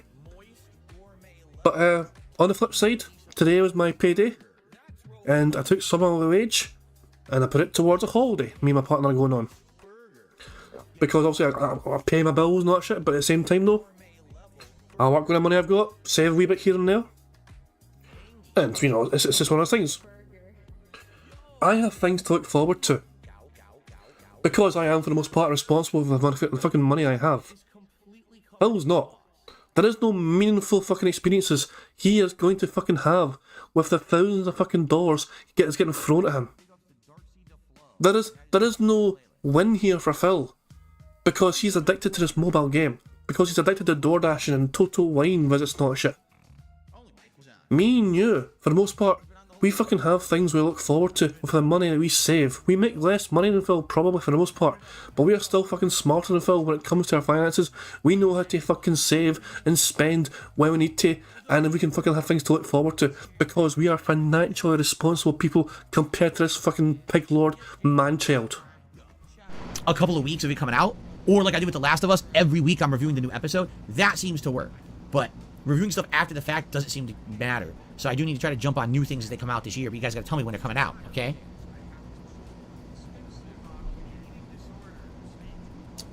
Okay. So it definitely looks like a cowboy hat. Mishael wants me to check on how many channel members we have. Why? I checked this morning. Are you saying you think there's a significant dip? Because I checked the members this morning and we were at 706. If you really want me to check, I'll check. I don't see what the big deal is, though. Was there a member bomb that expired, perhaps, that you're aware of and I'm not?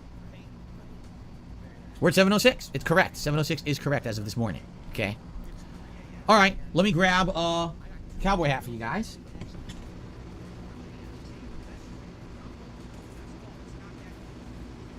Oh, man. Ooh. Phew. All right. Haven't worn this in a bit. Actually, isn't Ask the King coming up at some point?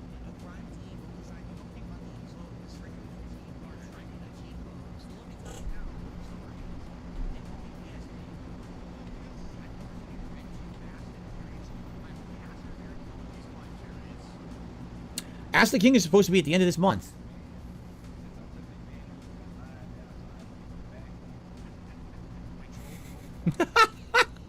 Oh. I didn't even realize. I seriously didn't even realize. So if we're going to do Ask the King this month, shit. Next week? Man, I don't know how I feel about that. I really don't know how I feel about that. Because we're trying to make a big push to get into Zelda and Star Wars this week. I really don't want to take another major stream away at this point. I'm almost feeling like we should delay Ask the King and do it in June, like late June. I think that makes more sense. At this point, we're in a time crunch, right? So I'm feeling like we should. I think maybe we should do Ask the King in late June and push it a month, right?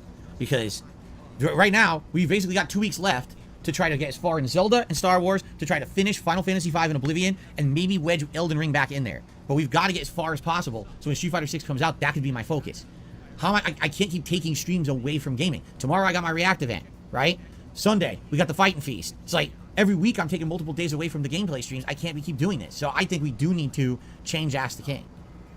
You know, I do believe we need to have this be pushed. About at least a month. I think what we'll say is, tentatively, let's now have Ask the King be in late June. We'll see how that goes. If we need to move it again, but at this point, guys, were you even thinking about Ask the King? Like, I wasn't. I forgot all about it. I didn't even realize it was supposed to be the end of this month, right? I feel like with the focus we've got on the games and everything, we're doing all right. That we don't need to really do an Ask the King right now either, right? Okay. All right, let's continue. Radical Jaws did another super chat. Captain Lou Mario or Bob Hoskins Mario? Oh, they're both great. They're both great. Seriously.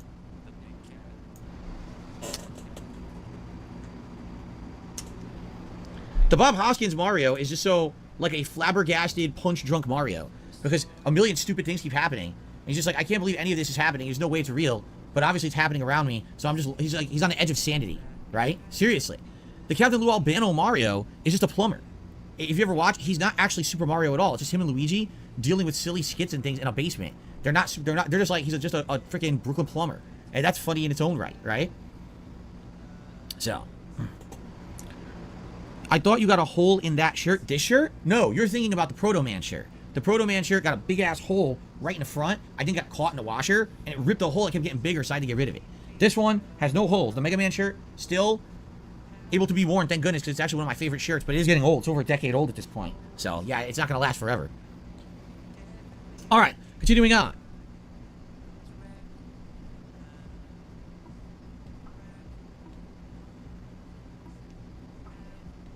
We've got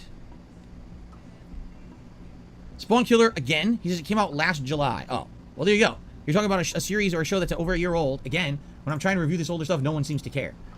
The only thing I would say is if you guys really wanted to see me review my classic movies that I really like if you wanted me to see actually review Ghostbusters, Clue, you know, some of my favorite movies that I've ever watched over the years and put out reviews of those, I would consider doing that because that's fun. I just have to find ways to watch them digitally. That's not expensive. I'm sure a lot of these are on demand from different services that I have. I'd be down for that because those are movies that I've loved and I can really talk about how much I like the funny parts or different things about them, right?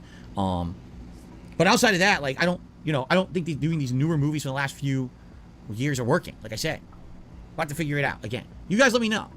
You guys let me know. Would you like to see me maybe review some of my personal favorite movies over the years and talk about why I love them?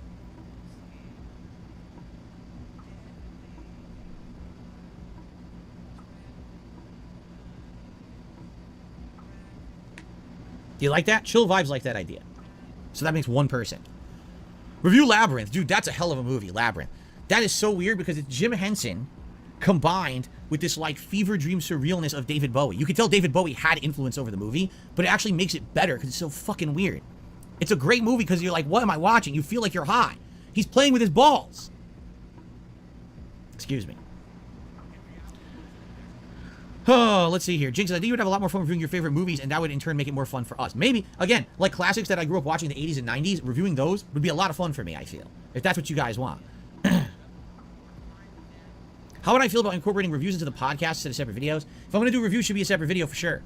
It's easier to find that way. Like a podcast is good because every day I can talk about things that are going on my streams, daily news and things like that, right? But if you want to see a specific review, how would you know that to watch the May 19th, 2023 episode of the Level 1 podcast to get a review of Labyrinth? How would you know what I mean? How would you know that?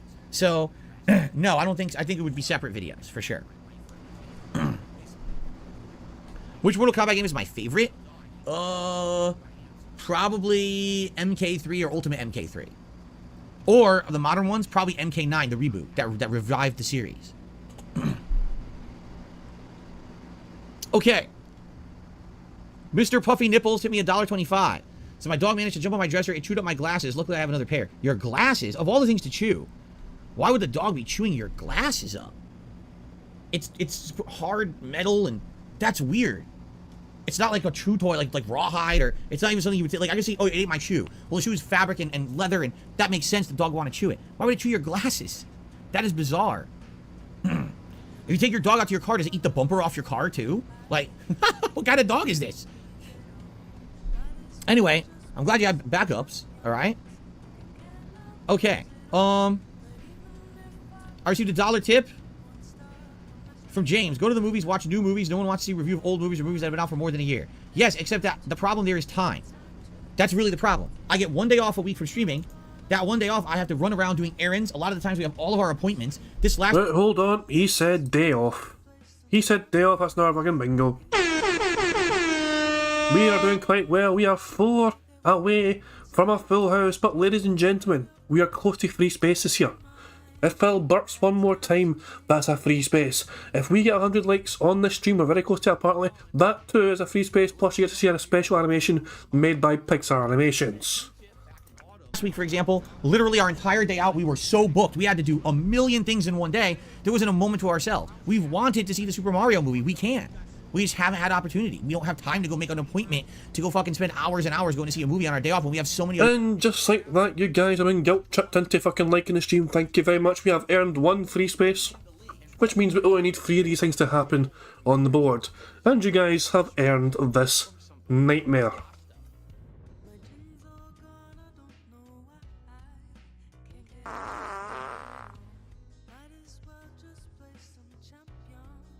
Oh, yo, that smells really, really good. I love it. There we go. You guys wanted that. You guys earned that. There we fucking go. Super Chopper's asking, am I still feeling poorly? Because I sound like the imposter King Jar again. Yeah, my throat is still fucked. Like, I am coughing, like, every minute. I'm less ranty, because literally my throat is not letting me rant as much, because I'm having to cough up so much crap every fucking minute. So yeah, I'm still no well. I'm hoping to recover soon. But yeah, I'm fucked. To put it simply, you know what I mean? Not to get too technical or anything, but yeah. My professional opinion is I'm fucked. Other things to do on that day. Excuse me. So that's why. Sorry, it's not viable. I'm not a giant YouTuber who I can take a day off from streaming and uploading to go watch a movie, come home, do the movie review, and the movie review gets 500,000 views, and I make thousands of dollars on it. I can't do that. I have to be here and work like everyone else. It's like a day away from my job means I don't get paid. So if I take a day off to go watch Super Mario movie, and I come back and I put out a review that gets 1,000 views and I make $2 on it, that's probably a bad decision. Okay? I'm just saying. No, I did not see the 2021 Mortal Kombat. Jeremy Kyle. I never saw it. Maybe that's one to watch. Now, with the hype of Mortal Kombat coming out soon, maybe that's one to watch, right? Perhaps.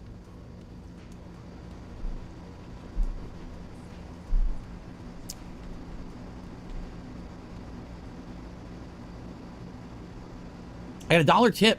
I don't even know what this means. Just listen to this. Shitting robot fight and feast hype. Shitting robot fight and feast hype. That's literally what the message said. What the hell does that mean? Right? What does that even fucking mean? Shitting robot fighting feast hype. Huh? Thanks for the $1 tip. Try English next time. Wow. Robots can't even shit.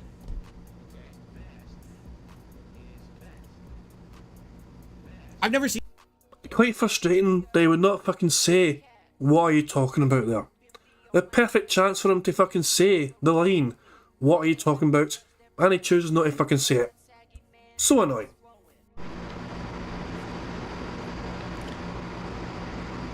I've never seen the original Wicker Man. Chill Life says, try watching the original Wicker Man from 1973 and review it. I've never seen the original. I've seen some of the Nick Cage version, but not all of it. I think I did play Battlefield Bad Company too. I think I did. Jinx says, in general, doing things you enjoy or like will make it better for the viewing experience. You can tell when someone doesn't like what they're doing, and that's not fun to watch. I hear you. I do hear you on that one. I really do. You can tell when there's passion coming through, or if it's someone just going through the motions in order to essentially put out a day's work, right? I hear you. I totally understand that. Really. I don't think you fucking do, Phil. Have you seen your content lately? Have you seen how fucking bored you are during that fucking content? You fall asleep sometimes, waiting for fucking cutscenes to end. What I am happy to tell you is that the vast majority of the time that I'm here on stream, I'm having a great time. I really am. I'm having a good time. There's some days, if I'm playing a game that's kind of a slog, I'm like, oh my god, we're still going through this part or whatever. Yes, then it could be frustrating. But for the most part, I'm enjoying what I'm doing here with you guys 90% of the time. It's never going to be 100%. You know what I mean? Never is a good life going to be perfect. There's going to be times that are a little bit annoying. But for the most part, yes, I enjoy the stuff that we do together on every single stream. Ah, there you go. Daniel says review the original Mortal Kombat movie. How about that? How about... Now, here's an idea. Okay, I've got an idea. How about this? Let's see how you guys like this idea. With the impending release of these games coming out, how about I review the movies leading up to the release of the games? So, for example, Street Fighter 6 is coming out. So, I need to search, and can you guys at least help me to find out, where could I find Street Fighter related movies? Where can I get the original Street Fighter movie, Street Fighter 2 movie, you know, the one with Jean-Claude Van Damme? Because I'd like to watch and review that. Where can I then get the Street Fighter animated movie and watch and review that? Because that's really good. Street Fighter 2, the animated movie, is a really good movie. It's like super good. I owned it on VHS. I watched the shit out of it back in the 90s, right? And then, I don't know, see, I haven't seen the others. Like, I never saw The Legend of Chun-Li. I never saw the Street Fighter Alpha animated movie. So maybe I could watch like 2 or 3 movies pertinent to the game coming out. So with Mortal Kombat, I could review the original Mortal Kombat movie, I could review the sequel Annihilation, and then I could review the modern one from 2021, and do 3 reviews of each movie to hype up Mortal Kombat 1 coming out in September. You see?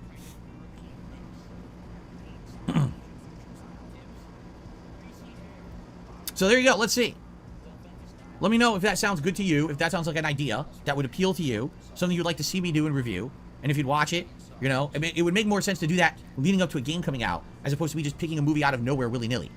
Maybe we could do that. Maybe we could do timed things pertinent to stuff coming out. In addition, then maybe I could also review some things that I really love, right?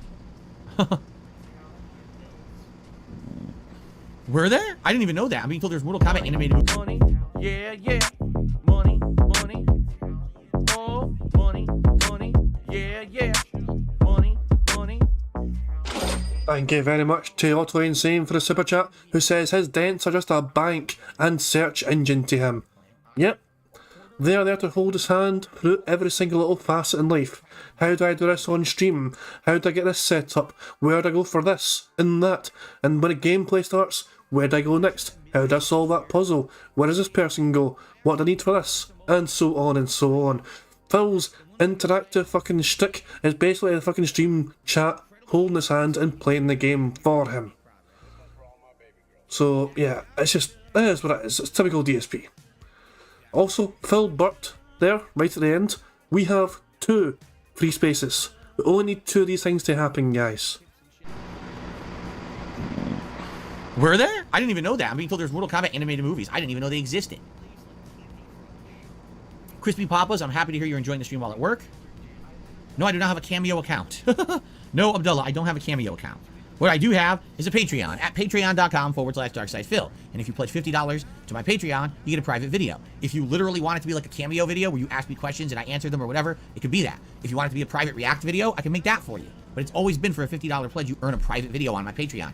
Ever since I launched it like 8 years ago. But some people just, for some reason, It doesn't jive in their heads that this has existed forever. I was doing that before Cameo existed. Oh, yeah? And Nara says The Legend of Chun-Li is actually on HBO Max. I heard it was terrible, though. I heard it has like nothing to do with Street Fighter. It's really shitty. Yes, the 1994 Street Fighter 2 animated movie Radical Jaws is the one I'm talking about. I owned that on VHS tape. I watched the shit out of it. I loved it. That's great. It's great animation. The plot is actually really good. It's very well done. Oh, yeah, everyone says the Chun-Li movie's terrible.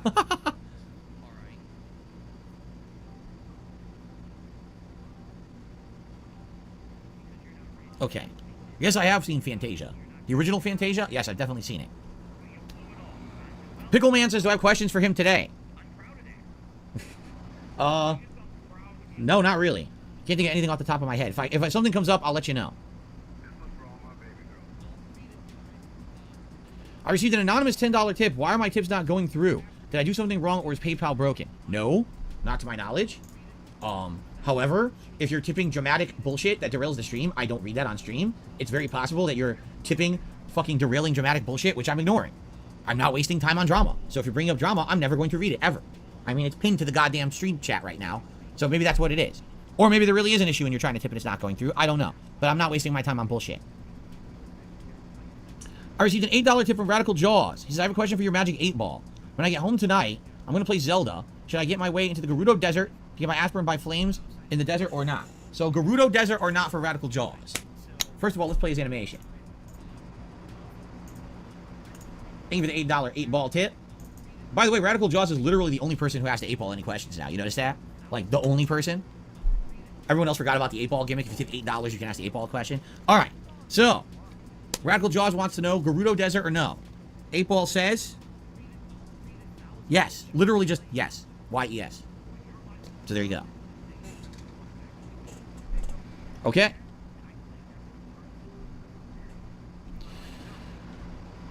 Okay. Warm P tipped me $1.25. So I remember seeing you had a DVD copy of Street Fighter on your Instagram. Yes, many, many years ago, I had Street Fighter the movie on Blu-ray. That is correct. I'm pretty sure that collection was traded in many years ago for some quick money at a time when I was going through my bankruptcy and I needed the money just to pay bills and stuff. Most of my DVD collection was sold off. So I'm pretty confident I don't have that anymore. Yes, Jinx, if you tip $8 in a tip, you can ask the 8-ball questions. That is correct. We've been doing that since last year. He says, I could have been asking the 8-ball questions. Yes, absolutely you could have.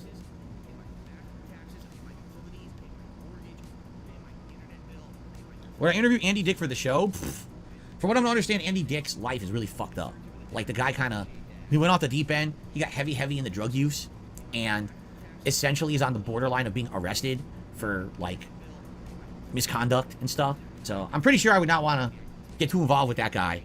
You know, outside of him having his voice in my intro for like a year on the show, which was kind of funny. Outside of that, I've heard some pretty heavy bad stuff going on with the guy in his real life. So maybe it's best that he's not in the intro of the show anymore. Just saying.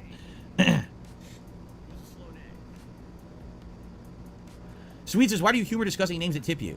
Because I think people are just trying to get a rise or they're trying to get attention. But if you notice, their messages are normal.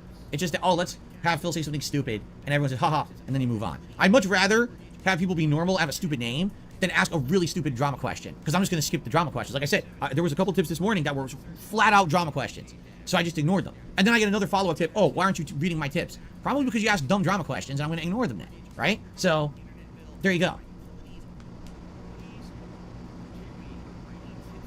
What console is my biggest video game collection? What do you mean by that? What do you mean by that, Aspire? Can you rephrase? Because I don't understand the question. By the way, guys, we're getting to the end of the show. We got to end soon. I know you guys love the Q&A. I do too, but we do have to get into Zelda at some point. So final chance if you want to ask me a question or whatever.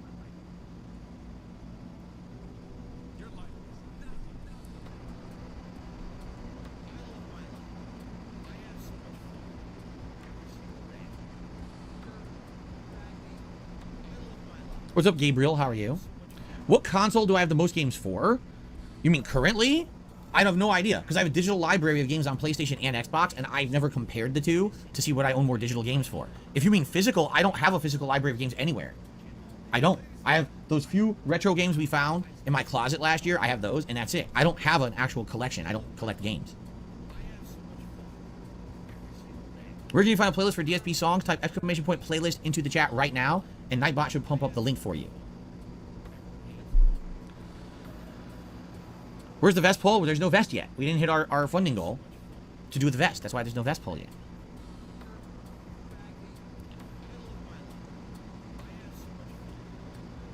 See, this is funny. Two Tuckerson says, do you see a redemption arc being possible for you? If so, what do you think has to happen? Here's the thing. For a redemption arc to happen, okay, someone had to have had fallen, okay? I was popular like over 10 years ago at a time when YouTube was into a certain kind of content. Then I basically became the whipping boy through memes and This Is How You Don't Play for a decade or more. But I still make content for an audience that likes me. There's a lot of idiots who don't like me, but that doesn't mean that I fell from grace. I never had the grace to begin with. I was never a virally popular person. Nah, you were, Bill. You were popular at one fucking point. You were kind of a big deal on YouTube at one point. You were doing quite well for clout at one point on YouTube. That when you're talking about redemption arc, you look at someone who literally everyone is crapping on the internet, but they're not getting any positivity. They're not getting any kind of love. They're barely scraping by, and then all of a sudden something turns around for them, and now everyone likes them. How is that going to happen for me? The only way, again, that would happen is for me to completely change who I am. The kind of content I make, I'm literally never going to be popular. You understand? YouTube video consumption is not for the kind of content I put out. It's not. They want drama. They want crazy stunts. They want stupid behavior. They want, you know what I'm saying? They want bingo, clown jokes. They want dumb shit. That's what's popular on YouTube. Immature nonsense. I don't put out immature nonsense. So unless I completely changed who I was on YouTube to buy into the drama, I would never blow up on YouTube. Therefore, a redemption arc isn't possible because I don't want to be redeemed by these idiots. I don't want fucking morons and clowns watching my content because I changed to be what they want to digest. I would rather make the meaningful content I like to make, and I have enough support to keep making. You understand? That's the difference. That's what people don't understand. I can't believe he won't take the money or do this. You're right. You can't believe it because you have a closed mind and you don't understand that I'm happy. You're not happy, Phil. You're in denial. Like, you don't want to take the money for some moral fucking reason, fair enough, but it shouldn't be on your audience to make up for the shortfall of your financial situation. You were given a chance to get out of a fucking financial hole because you fucking spend money so fucking fast on these addictions. You denied that fucking opportunity. And then you fucking turn to your audience and says, by the way guys, I've got big bills coming up. Doing what I do and being who I am. I don't have to answer to anyone. I don't have to change who I am to be happy, because I already am. The people who have these redemption arcs, they're miserable people. Oh, I hate who I am. I'm stuck in a rut. I gotta do the same thing. That's not me. It's literally not me. I love coming here to streams and making this content with you guys every single day. That's why I'm here. I wouldn't be here if I didn't enjoy it. I would find something else to do, or I would absolutely bank and capitalize on the drama and the shit. I don't want to. I like who I am. I like the meaningful content I'm putting out, the curated content for a certain audience. You understand?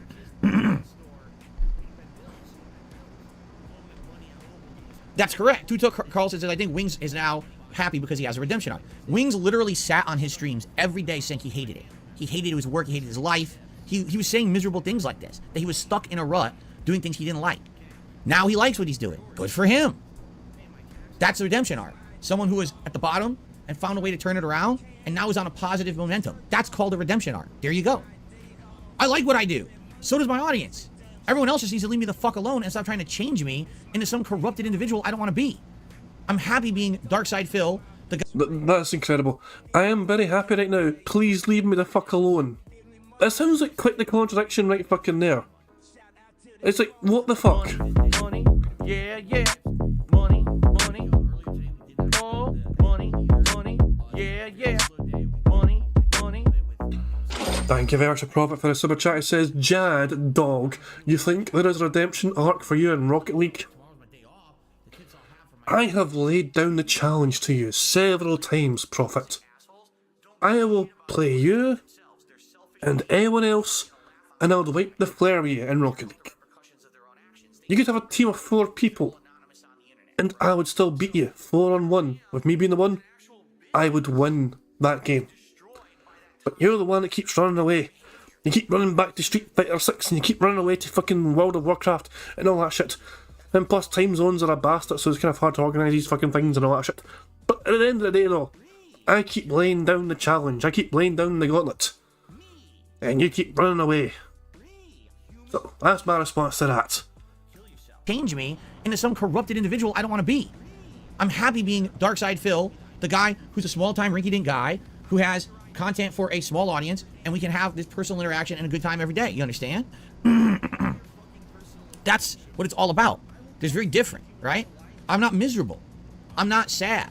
I like who I am and what I'm doing. I want to stay that person, and being that person and that level of content will never blow up and be redeemed on YouTube, because that's not what they want. They want to see me blow up in popularity for being a clown. I'm not ever going to be a clown. You understand? It's not going to happen.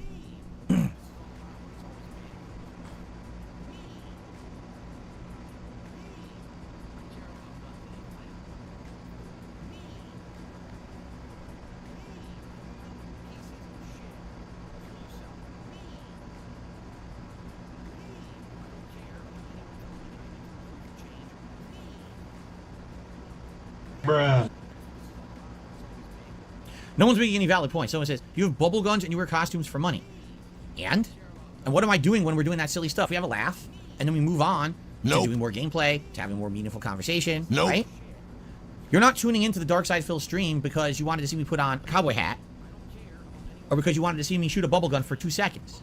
You're literally hyping up the fucking streak earlier on. Try so it's amazing. The fucking we're going for like 14 in a row, 15. Fuck off, Phil. You're hyping up, so you're fucking making it a thing. You're hoping to fucking keep it going as a fucking thing. The people who are actually here for the content, the people who contribute to the content, are here for the content.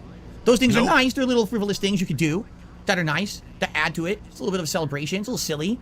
You know, sometimes you get a little silly to celebrate if someone's being nice to you, right? But that's not the end-all be-all of my content. You understand that? That's the difference, right? That's the big difference here.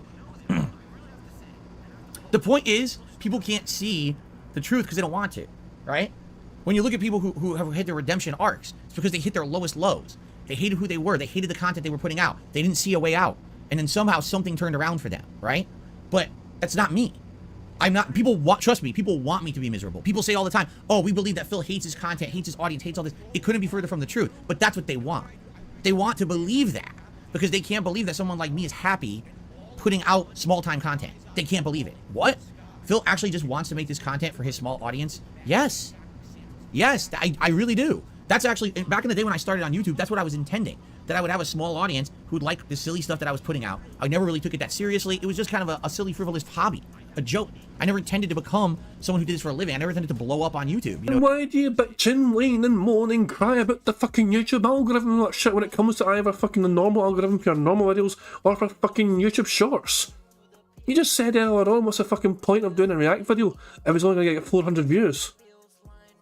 You care about traction, you care about views, you care about metrics, you care about the fucking engagement. You need this fucking shit apparently. You're going back on what you said earlier on about why you bother to make this kind of content, Phil. You know what I mean? It just kind of happened, and then it kind of unhappened when people decided it was more funny to make fun of me and bring me down, right, than it was to actually be a part of the positivity of the content I was putting out. The people who say shit like that, oh, you know, Phil needs to be redeemed, they don't watch the content, nor do they want to. They would never just watch the content to understand the positivity we have here. They want to believe that I'm a miserable individual who hates his life and needs to be redeemed because it makes them feel better about themselves and the shit that they put out.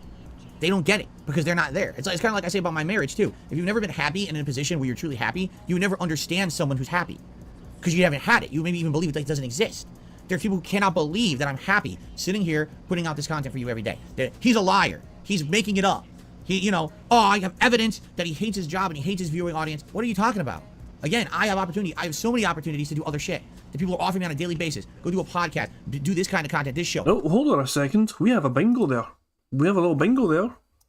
Guy said, what are you talking about? We only need one of these things to happen. We only need one of these 3 things to happen to get a second bingo in a row. A second full house in a row. Join us for this. I don't want to do any of it. I just love who I am and what I'm doing now, and this is what I want. I want this to evolve into more things as I get older that I control. I am the master of my own destiny. Nobody else. No one else is going to lock me into something that I can't control, and now that's when I would truly be miserable. If I gave up control of who I am, all right, in order to make money. That would essentially be the ultimate failure for me. And if you want to see Darkside Phil unhappy, that's when I would be unhappy. But being that I am the master of my destiny right now and no one can tell me what to do or what kind of content to put out, that's where it's at, man. And, you know, there's highs and lows. There's times of popularity and there's times of strife and there's all kinds of stuff that happens that goes along hand in hand with that. But The fact that no matter what, I still am able to have fun with you guys on a daily basis. We're still able to love this kind of positive, non-destructive content. And that's a big key factor. What I'm making here on streams every day is not destructive to anyone. No one's being hurt by it. No one's being brought down, derided. No one's, you know what I mean? It's fun, positive content. That's what I strive to do for the rest of my life if I can. You understand? I just want to have fun and play games and interact, help people in some way every day, and not have to hurt others to get ahead. But that's what people on the internet... Is that enough? Did he said interact. Is that enough? Or should... Interact. Is it the same as interactive? Is it the same? I don't know. I don't know. That's what I strive to do for the rest of my life if I can. You understand? I just want to have fun and play games and interact, help people in some way every day, and not have to hurt others to get ahead. But that's what people on the internet who think about these redemption arcs don't understand. They don't get that. Oh, how could he like who he is or what he's doing? He needs redemption. No, I don't. What I need is for you to leave me the fuck alone and mind your own business and move on. No one needs saving here.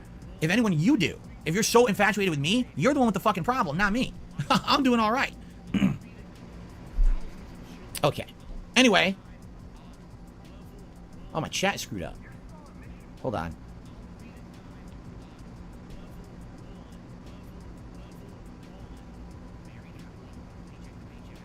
Okay. We do have to adjourn the show. It's gone way too long, guys. Jimmy Timmy $1. Thank you, Jimmy.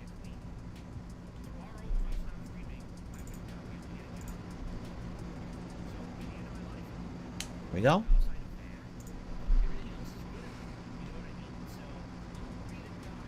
And someone to me $1.25 says, I remember when you had your brown chair.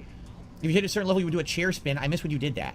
Well, that was certainly a different kind of chair. It was a piece of crap, by the way, and it ended up breaking down because of that, too. That's what I mean. Those silly little things, right? Oh, Phil hit a support goal, so he spun in his chair for like 20 seconds. Phil hit a support goal, he puts on a hat, or he puts on a pair of glasses. Oh, you see, you're a clown. How? Is this the focus of the stream? No, it's not.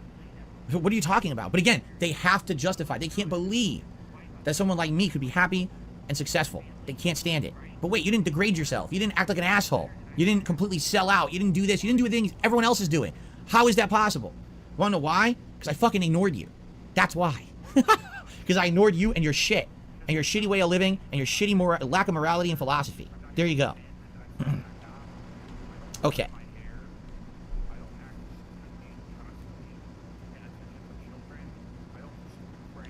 I look like a native Oklahoman in a hat, I'm being told. That's interesting.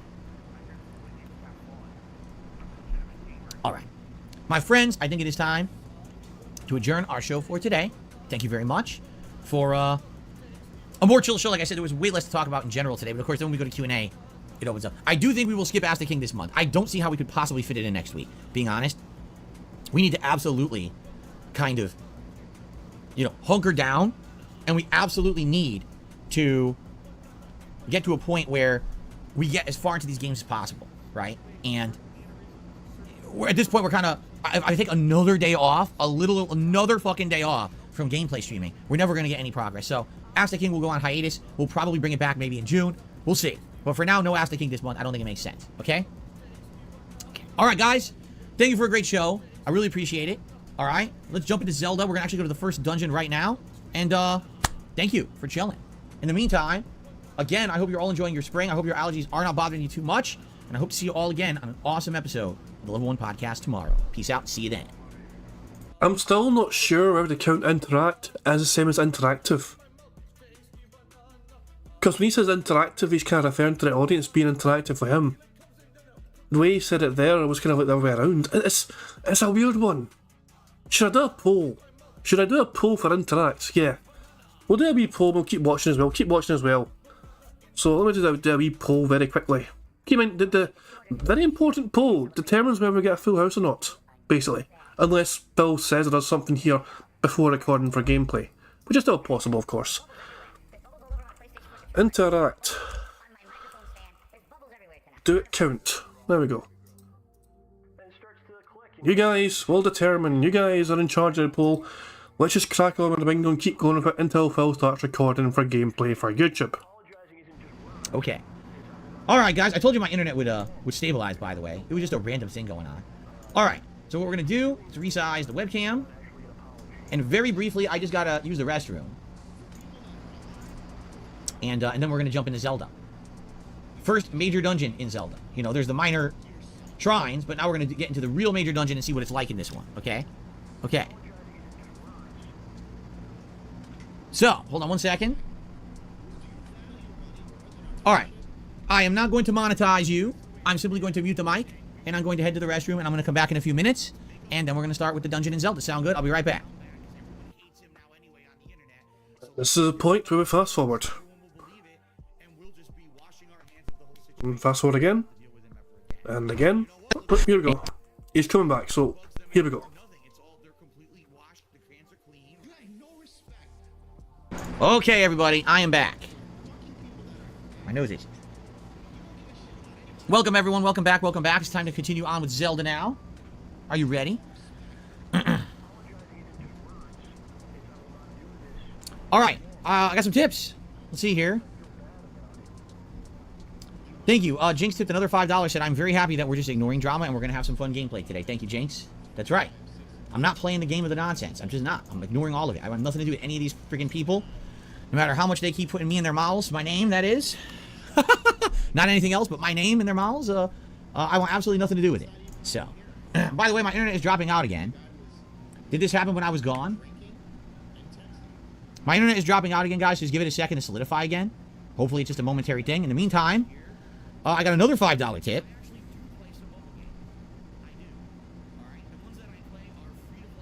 All right, so Jinx has already given us the heads up that tonight he may not be able to make it to the late stream. Okay. Bullshit. I'm calling bullshit on that. He is definitely, absolutely, positively going to be there tonight. Yeah, my internet's crapping out again. We just gotta wait. We'll wait a few minutes here. Because it fixed before. Right? No reason to start with gameplay if it's gonna crap out again.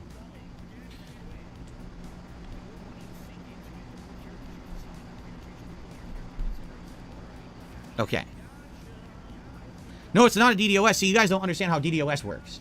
If you knew how a DDoS worked, you would know this can't be a DDoS attack. DDoS attacks, the way they work, I'll explain in a second. Let me add this to the leaderboard. Calm yourself, Prophet. Calm down now. Okay.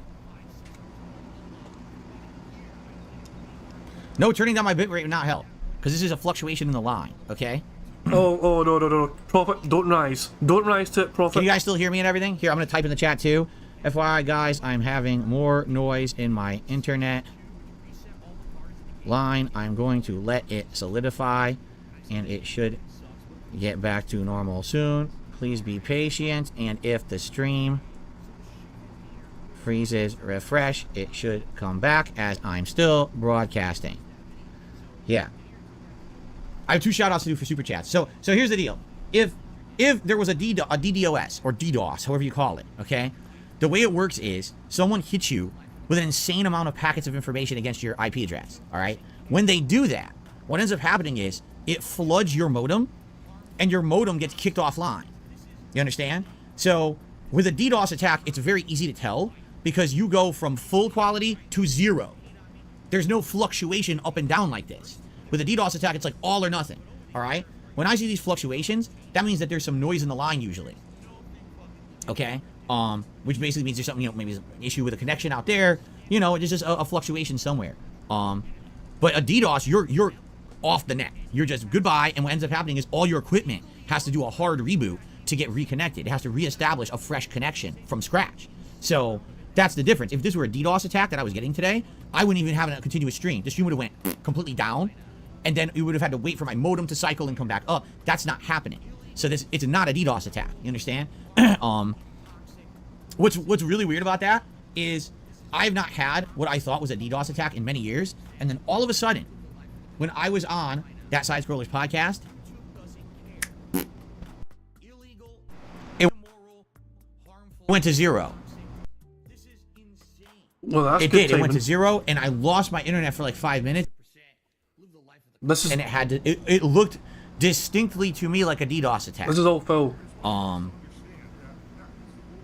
Yeah. So But I mean, that was 2 months ago. So, because I've been behind live Phil for the most part, I've not really suffered too much of these issues, really. But if you are watching live whole real time with him, you will get more of these issues. That's why I was almost caught up to real Phil right there. And yeah. He's typing again his fucking chat. Jesus Christ, And man. since then, like I said, I really don't feel like this is that. I think this is just noise in the line today for some reason. The fact that it happened randomly during the podcast and now means you can tell it's random times. It's not established as it's a directed time where I'm trying to attack Phil. It's random times. There's no, because it also happened randomly during the podcast in the middle of it. So this is not someone attacking me. This is stupid shit in my internet line that we have to sit here for a few minutes and it'll probably settle out. Okay?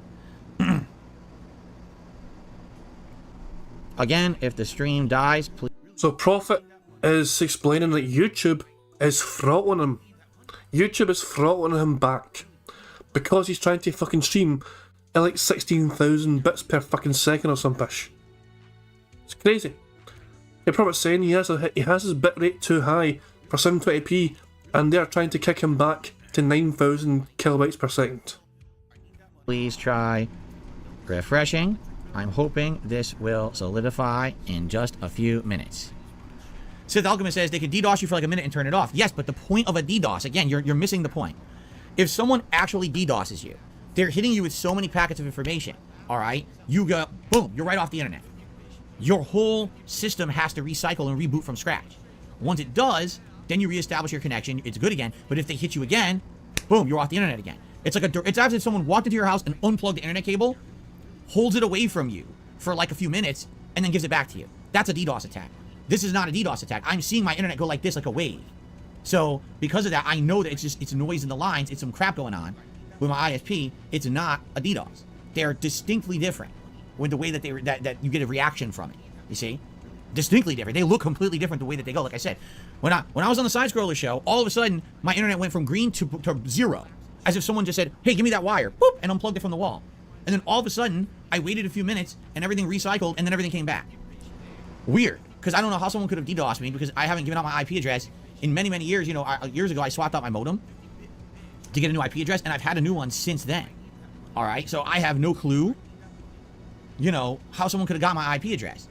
It was just very weird the way that it went down, that it happened during that podcast, that in my interview. That's when the freaking internet went out like that. Because again, today, this is not what it looks like today at all. Is he trying to imply that the fucking Side Scrollers guys fucking DDoSed him? Okay.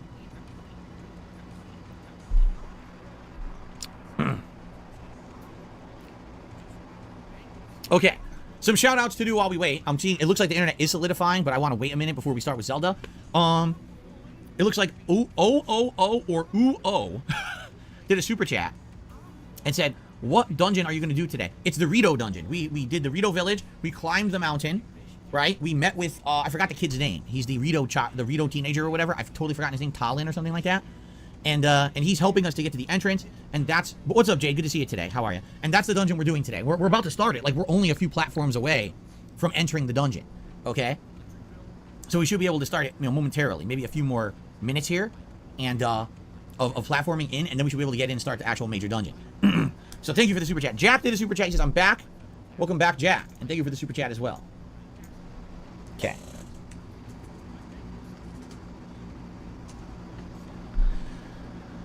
Yeah, it looked like it was solidifying, and now it is crapping again. As I can see, it's crapping out. Gotta wait. I apologize, guys. We may lose some gameplay today. Nothing I can do about it. Again, if it's something in the lines, if it's something that's being worked on or fixed. And yeah, Phil's internet is... Fuck yeah, he is his own worst enemy. It complements the flavor. And there's nothing I can do. Phil's stream is shit right now because of his settings. It really isn't. I can't even tell you another cuisine. Bugged bingo mechanics because of Phil and his being a dumbass. What I like about Mediterranean food is usually when you get it, you get such a good variety of stuff like This is me just waiting for it to play. pitas. You dip the pitas in the hummus, and I can't, you know. But right now, Oh boy. I'll tell you. Oh, the quality just fucking vanished there. Definitely not. It's down a DDoS, because a DDoS I would be completely. Let me rewind it. Let me rewind it just a wee bit there. Welcome back, Jack, and thank you for the super chat as well. Here we go. Gotta wait. I apologize, guys. We may lose some gameplay today.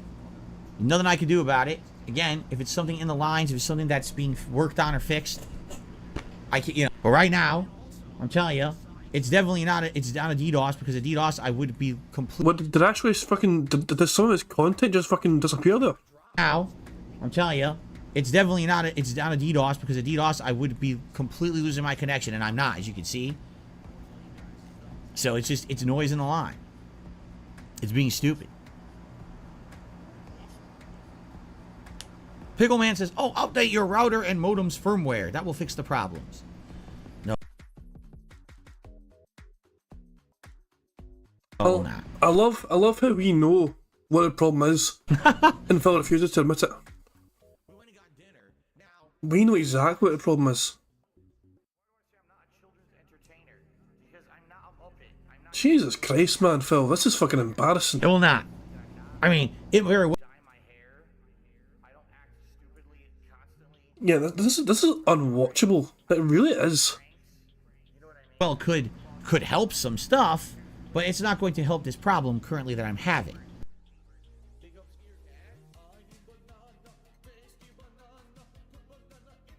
And so we wait and wait. Okay. Okay. Anyway. And wait some more. Fantastic.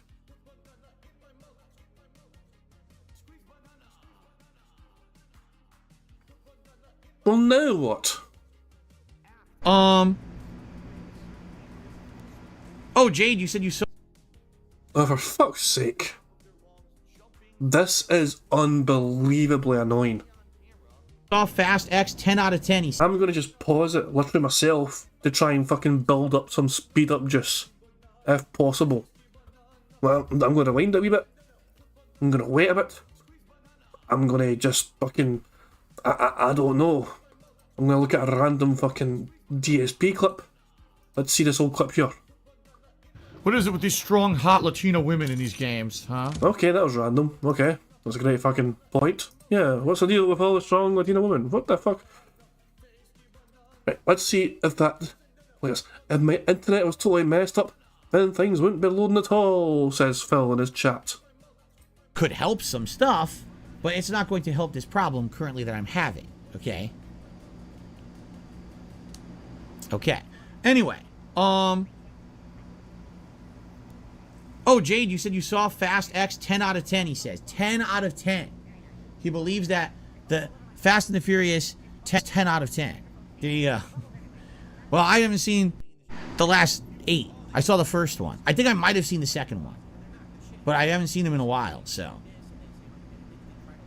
Jazzy Fool says, why not restart your modem in case? Because it won't do anything. Restarting my modem would not stop noise in the line. It never would. It wouldn't do anything to help that. Yeah.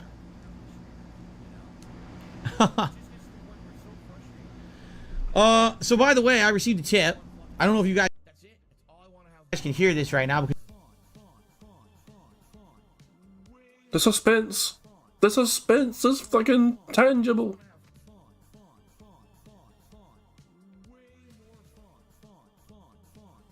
This... the internet's a $20. Okay, he's hit all 3 goals. He got $20 fucking dollars. So he's running a fucking vest poll now as well.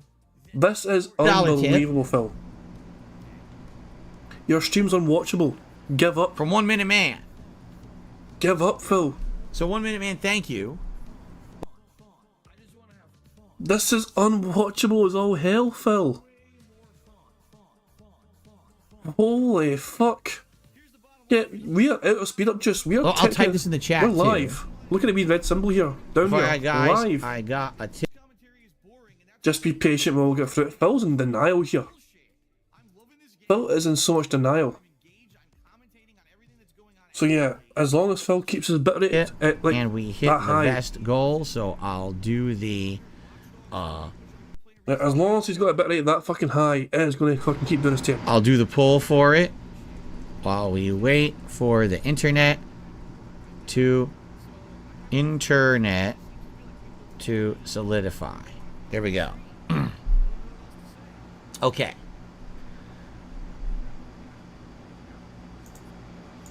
All right, so here we go.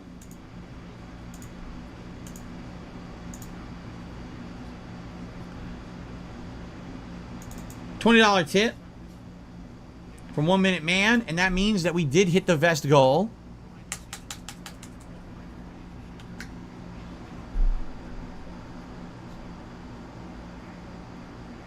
Behind the lag tip. Again, so here's another weird thing. How are my animations working fine, which are internet based? My animations are working fine, yet the connection. Hold on. Phil just said in his chat, now it's telling me I'm broadcasting at 34,000 kilobytes per second, which is nearly 3 times what I'm set up to do. LOL. Is crappy to YouTube, right? How does that even make sense? Because if really my internet was completely crapping out, then that wouldn't work. You know what I'm saying? Money, money, yeah, yeah. Money, money, oh, money, money, yeah, yeah. Money, money. Thank you very much, T-Dog. So Super Chat, he says, I'm just wasting time here. I'm going to a medieval fair today. You might find Phil's stream set up there, because that's fucking stuck in the fucking past, that's for sure. That wouldn't work. You know what I'm saying? This is weird what's going on right now. Let me type what I'm saying because you guys know. So here is the weird thing. My animations are working fine. And everything on the opposite. Now it's telling me I'm broadcasting at like 34,000 kilobits a second.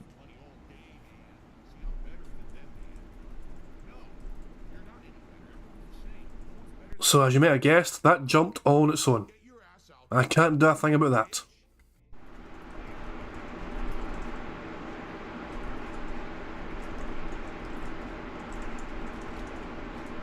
Yeah.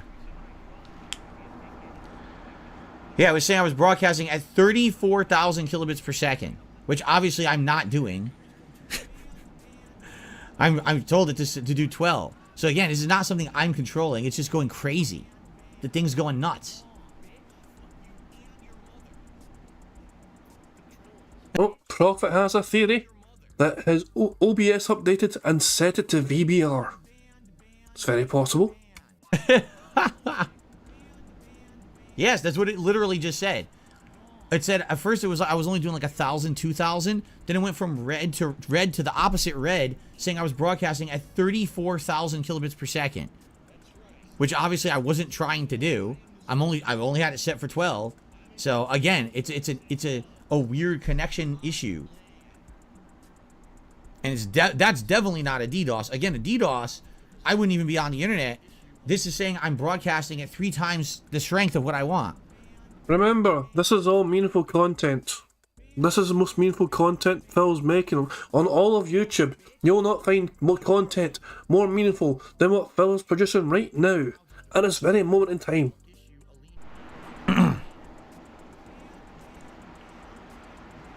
Okay, is it coming back now?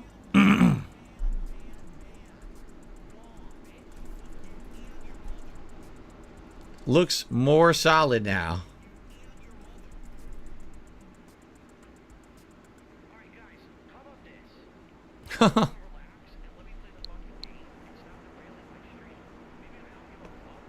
Looks green now. I'm in the green right now. I'm showing in the green right now.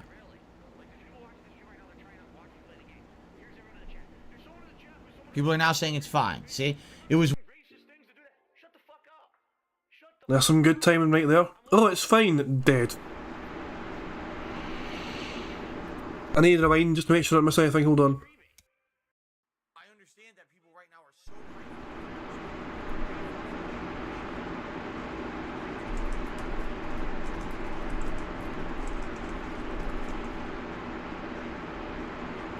Phil's stream restarted again. I'm sure of it. Hold on. His actual whole stream restarted again. Game or something, you know what I mean?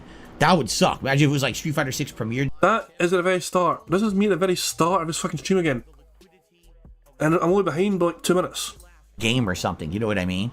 That would suck. Imagine if it was like Street Fighter 6 premiere day. You got tons of people here to watch and the fucking thing won't work. That would suck ass. Okay.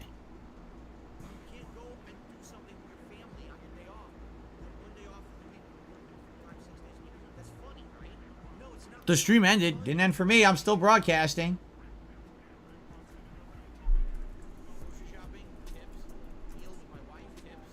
Haven't stopped.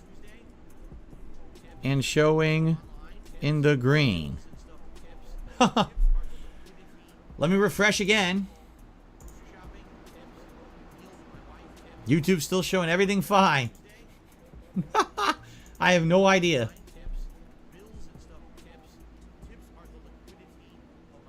Stream is still working on my end.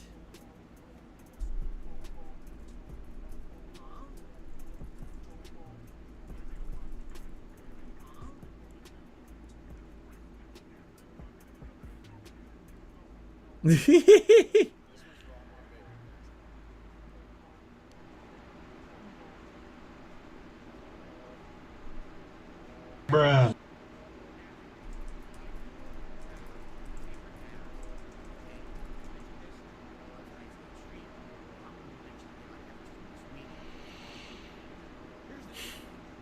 Now YouTube crashed. Some people are saying, this is so crazy. Some people are like, YouTube is completely crashed. Other people are like, now the stream works perfect.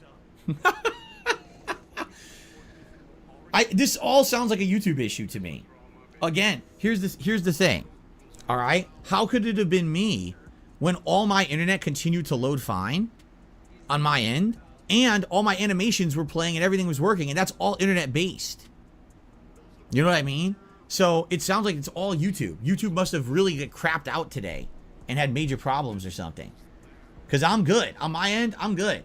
I got no problems at all on my end. Everything's looking like good quality now. Everything's good. Everything's fucking looking good apart from the thousands of dropped fucking frames you had that's fucking being recorded in OBS.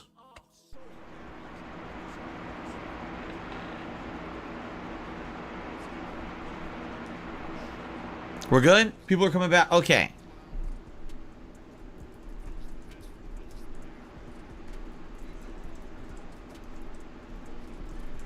How silly.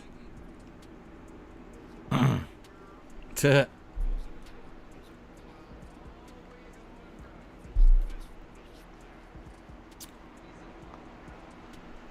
guys are voting for the gold vest today? I'm good. I now have had several minutes, like 5 minutes, with in the green, no problems, no fluctuations.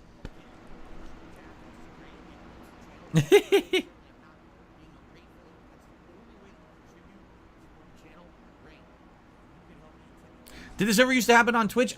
I'm sure. I don't really distinctly remember at all, but I'm sure there was always problems, right? Yeah, people are saying like I've had no problems whatsoever ever streaming. I'm sitting at 0 drop frames. You know what I mean? The streams for me is the only problem's been at Phil's end, and it's because he's got his bitrate set at a dumbass rate. Works good. It's working good. It works fine for me. I mean, there's not much. I can't do anything else, and everything's fine on my end. So we'll probably boot it up and get started now. Sorry, we lost like a half an hour. What are you gonna do? It happens sometimes, right? Can't make it work. All right, let's boot her up.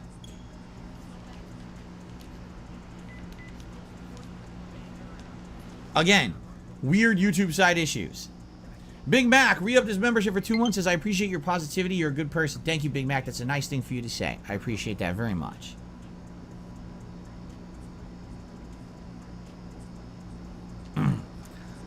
That's right. Lip Licker says, well, nothing's ever your fault. Well, Lip Licker, what exactly did I do to cause this today?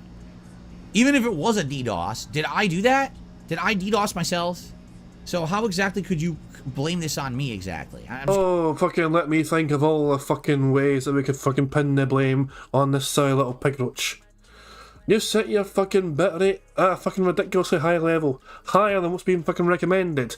YouTube are trying to fucking tell you, no, don't do that, you're dafty. But you're fucking ignoring it, and so you're fucking blaming YouTube for trying to throttle you. Of course I'm saying this like I'm fucking an expert, no. This is all of course what Prophet says. And Prophet knows these things. Curious. What is your point you're making here? Do you have a point, or are you just stupid? Right? Like, what are you trying to say?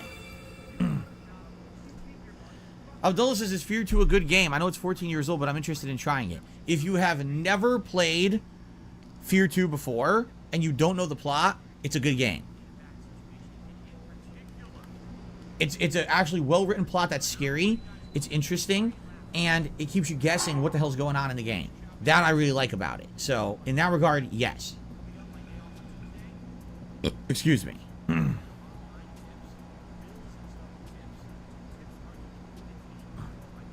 Ken the Boss is totally your fault for not working at YouTube and cleaning up their messes over there. That's right. It's all my fault. All right, guys, we're going to get started. I see more people are joining now. Here's the deal. If this happens again with my internet, I can't fix it. It's not me. I just confirmed, I checked. When that was happening with the stream, everything else on my computer was loading fine. Pages were loading. And in fact, I could play the animations through OBS, meaning the internet's fine. The problem is the connection to YouTube somehow is messed up.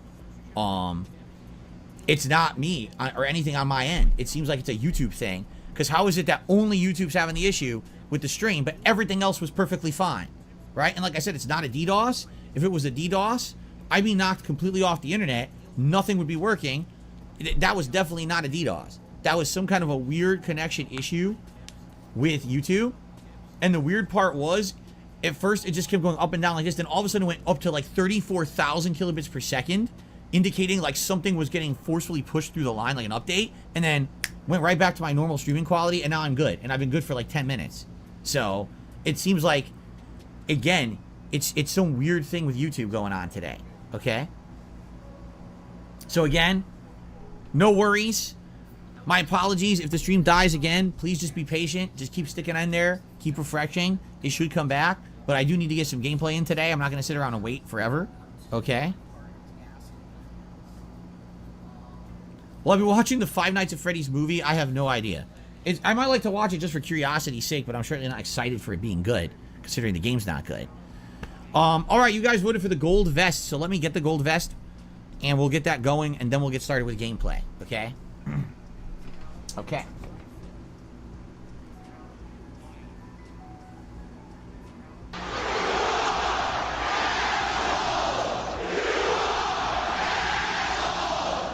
Alright, so, and one final thing, because this got cut off earlier, so I got two tips, two $5 tips from Jinx.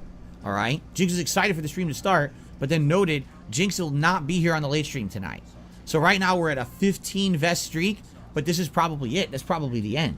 I'm not foreseeing me getting an overwhelming amount of support on a late night Oblivion stream to keep the streak going.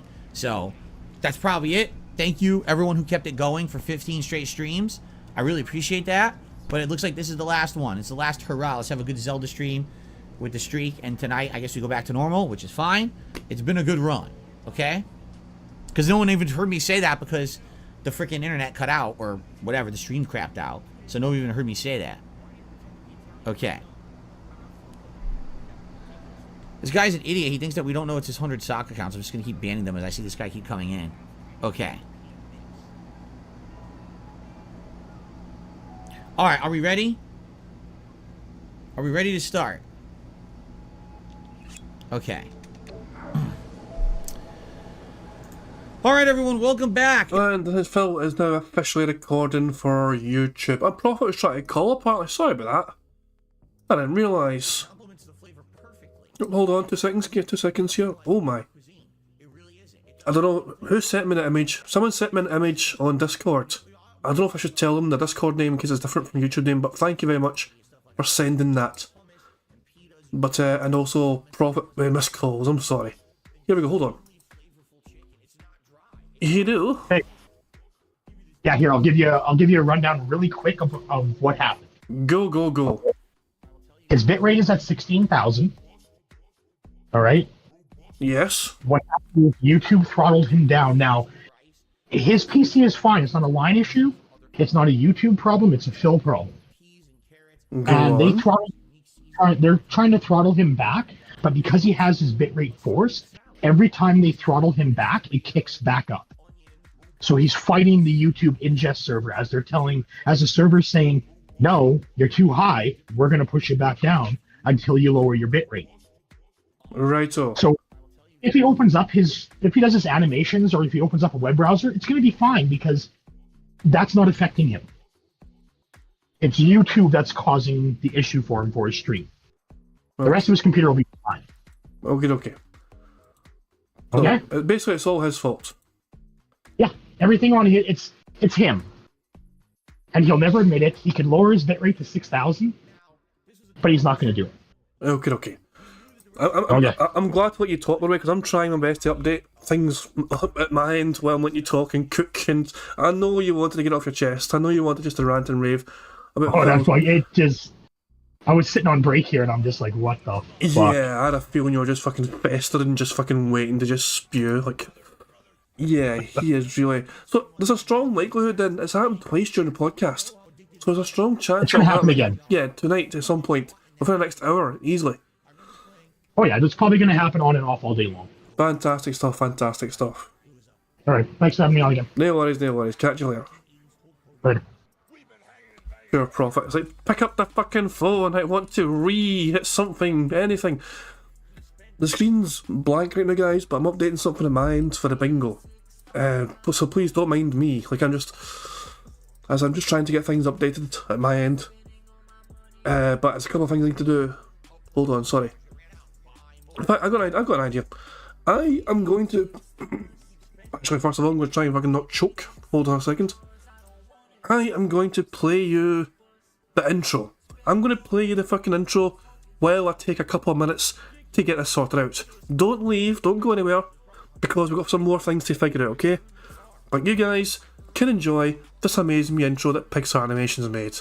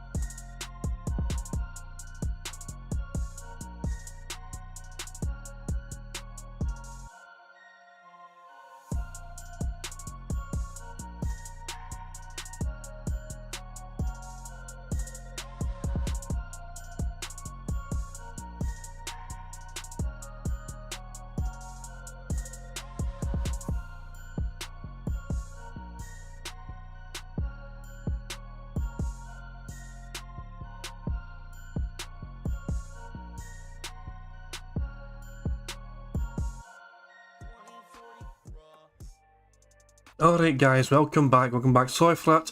I had to update the list of potential bingo winners because we're going to count Interact. Interact is close enough, we're going to count it as interactive. So I am saying we have got a full house tonight. We had 2 free spaces and Phil said Interact. That is enough for me, we're counting it all. We basically endured that fucking last half hour of fucking torture for absolutely no goddamn reason whatsoever because we have a full house bingo, 2 in a goddamn fucking row. I had to fucking make sure the names are updated. So all names up until recent waypoints, you know, I've got them all updated, including the ones that happened before even the stream, during the stream today as well. So we have 158 different entries. I am going to give us a good shuffle now. And then I'm going to spin it. And we will pick a winner for the bingo. And then I can try and fucking stop talking because my throat's killing me. Now I want to spin this fucking thing before D-Dog tries to fucking double up the prize again. Yeah, Ulf, by the way, I've talked to Ulf the Arbalist, you know, behind the scenes. You know, the only reason he's getting a $50 prize is because D-Dog was so kind and generous to double up the prize fund. So I'm trying to fucking get ahead of the game here before D-Dog strikes again. They fucking bankrolled me as soon as I got paid. But yeah, $25 prize tonight. And I'm going to shuffle, shuffle, shuffle, shuffle, shuffle. And we'll spin the wheel in 3, 2, 1. Spin, you bastard. Good luck to whoever it lands on. Good fucking luck. Just some Ghost with internet access. They are a very recent addition. They are a very recent addition to the list. I added them today, I think, at some point, so there we go. As long as you fucking make sure you get your name on there. I'm not sure if they're still here. I think they were around earlier on, but I think they're gone right now. I'm pretty sure I saw them earlier on. So, it's okay. If they're gone, they're gone. I can let them know though, and I'll let them know they've won. They have won the bingo prize, and I'll get in touch with them and try and sort out what they want. Well, they are here. Yeah, well, congratulations, Just Some Ghost of Internet Access. Congratulations, you have won 25 buckaroos. And so yeah, email me. Email me, kingjadbcmp@gmail.com. Obviously, just to kind of show it's you or whatever, and also we can discuss what prize you want, how you want it, and so on. So congratulations to Just Some Ghost with Internet Access. We have done 2 in a row, we fucking won 2 bingos in a row. I've only just got paid as well, and you guys are going to bankrupt me very fucking quickly, but hey, it's worth it. 2 full houses in a row, and dabby dozy. So guys, on that very positive note, I am going to wrap things up. Guys, thank you very much for joining me, I do appreciate it. Hope you all had a good time. We've got 2 fucking full houses in a row. Great way to head into the weekend. I'll be back on Sunday for some more robust bingo content. Until then, enjoy your Saturday, whatever you end up doing. And I'll see you all later.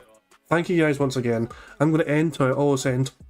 Playing Pixar Animations, Amazing Me Video, Notorious PIG contributions. So guys, thank you once again. And I'll catch you all later. Have a great weekend. See you Sunday. Peace out. On September 14th, a pre-authorized payment of $16.51 from PayPal.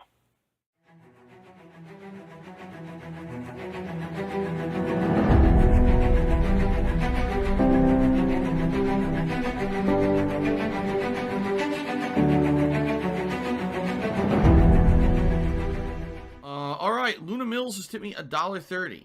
It says, I'm back. What's your favorite type of shower? When you're showered in money. When you go outside and all of a sudden, greenbacks start falling from the sky. And you raise your face up, you're like, oh, you start dancing, you go, oh, money, money, yeah, yeah. Alright, I don't know what the hell you're talking about, but thank you for the first tip of the day.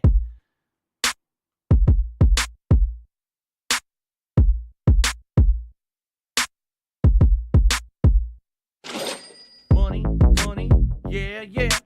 Money, money, oh, money, money, yeah, yeah. Money, money, money, money, yeah, yeah. Money, money, oh, money, money, yeah, yeah. These contributions are mandatory. Money, money, yeah, yeah. Money, money, oh, money, money, yeah, yeah. Money, money, money,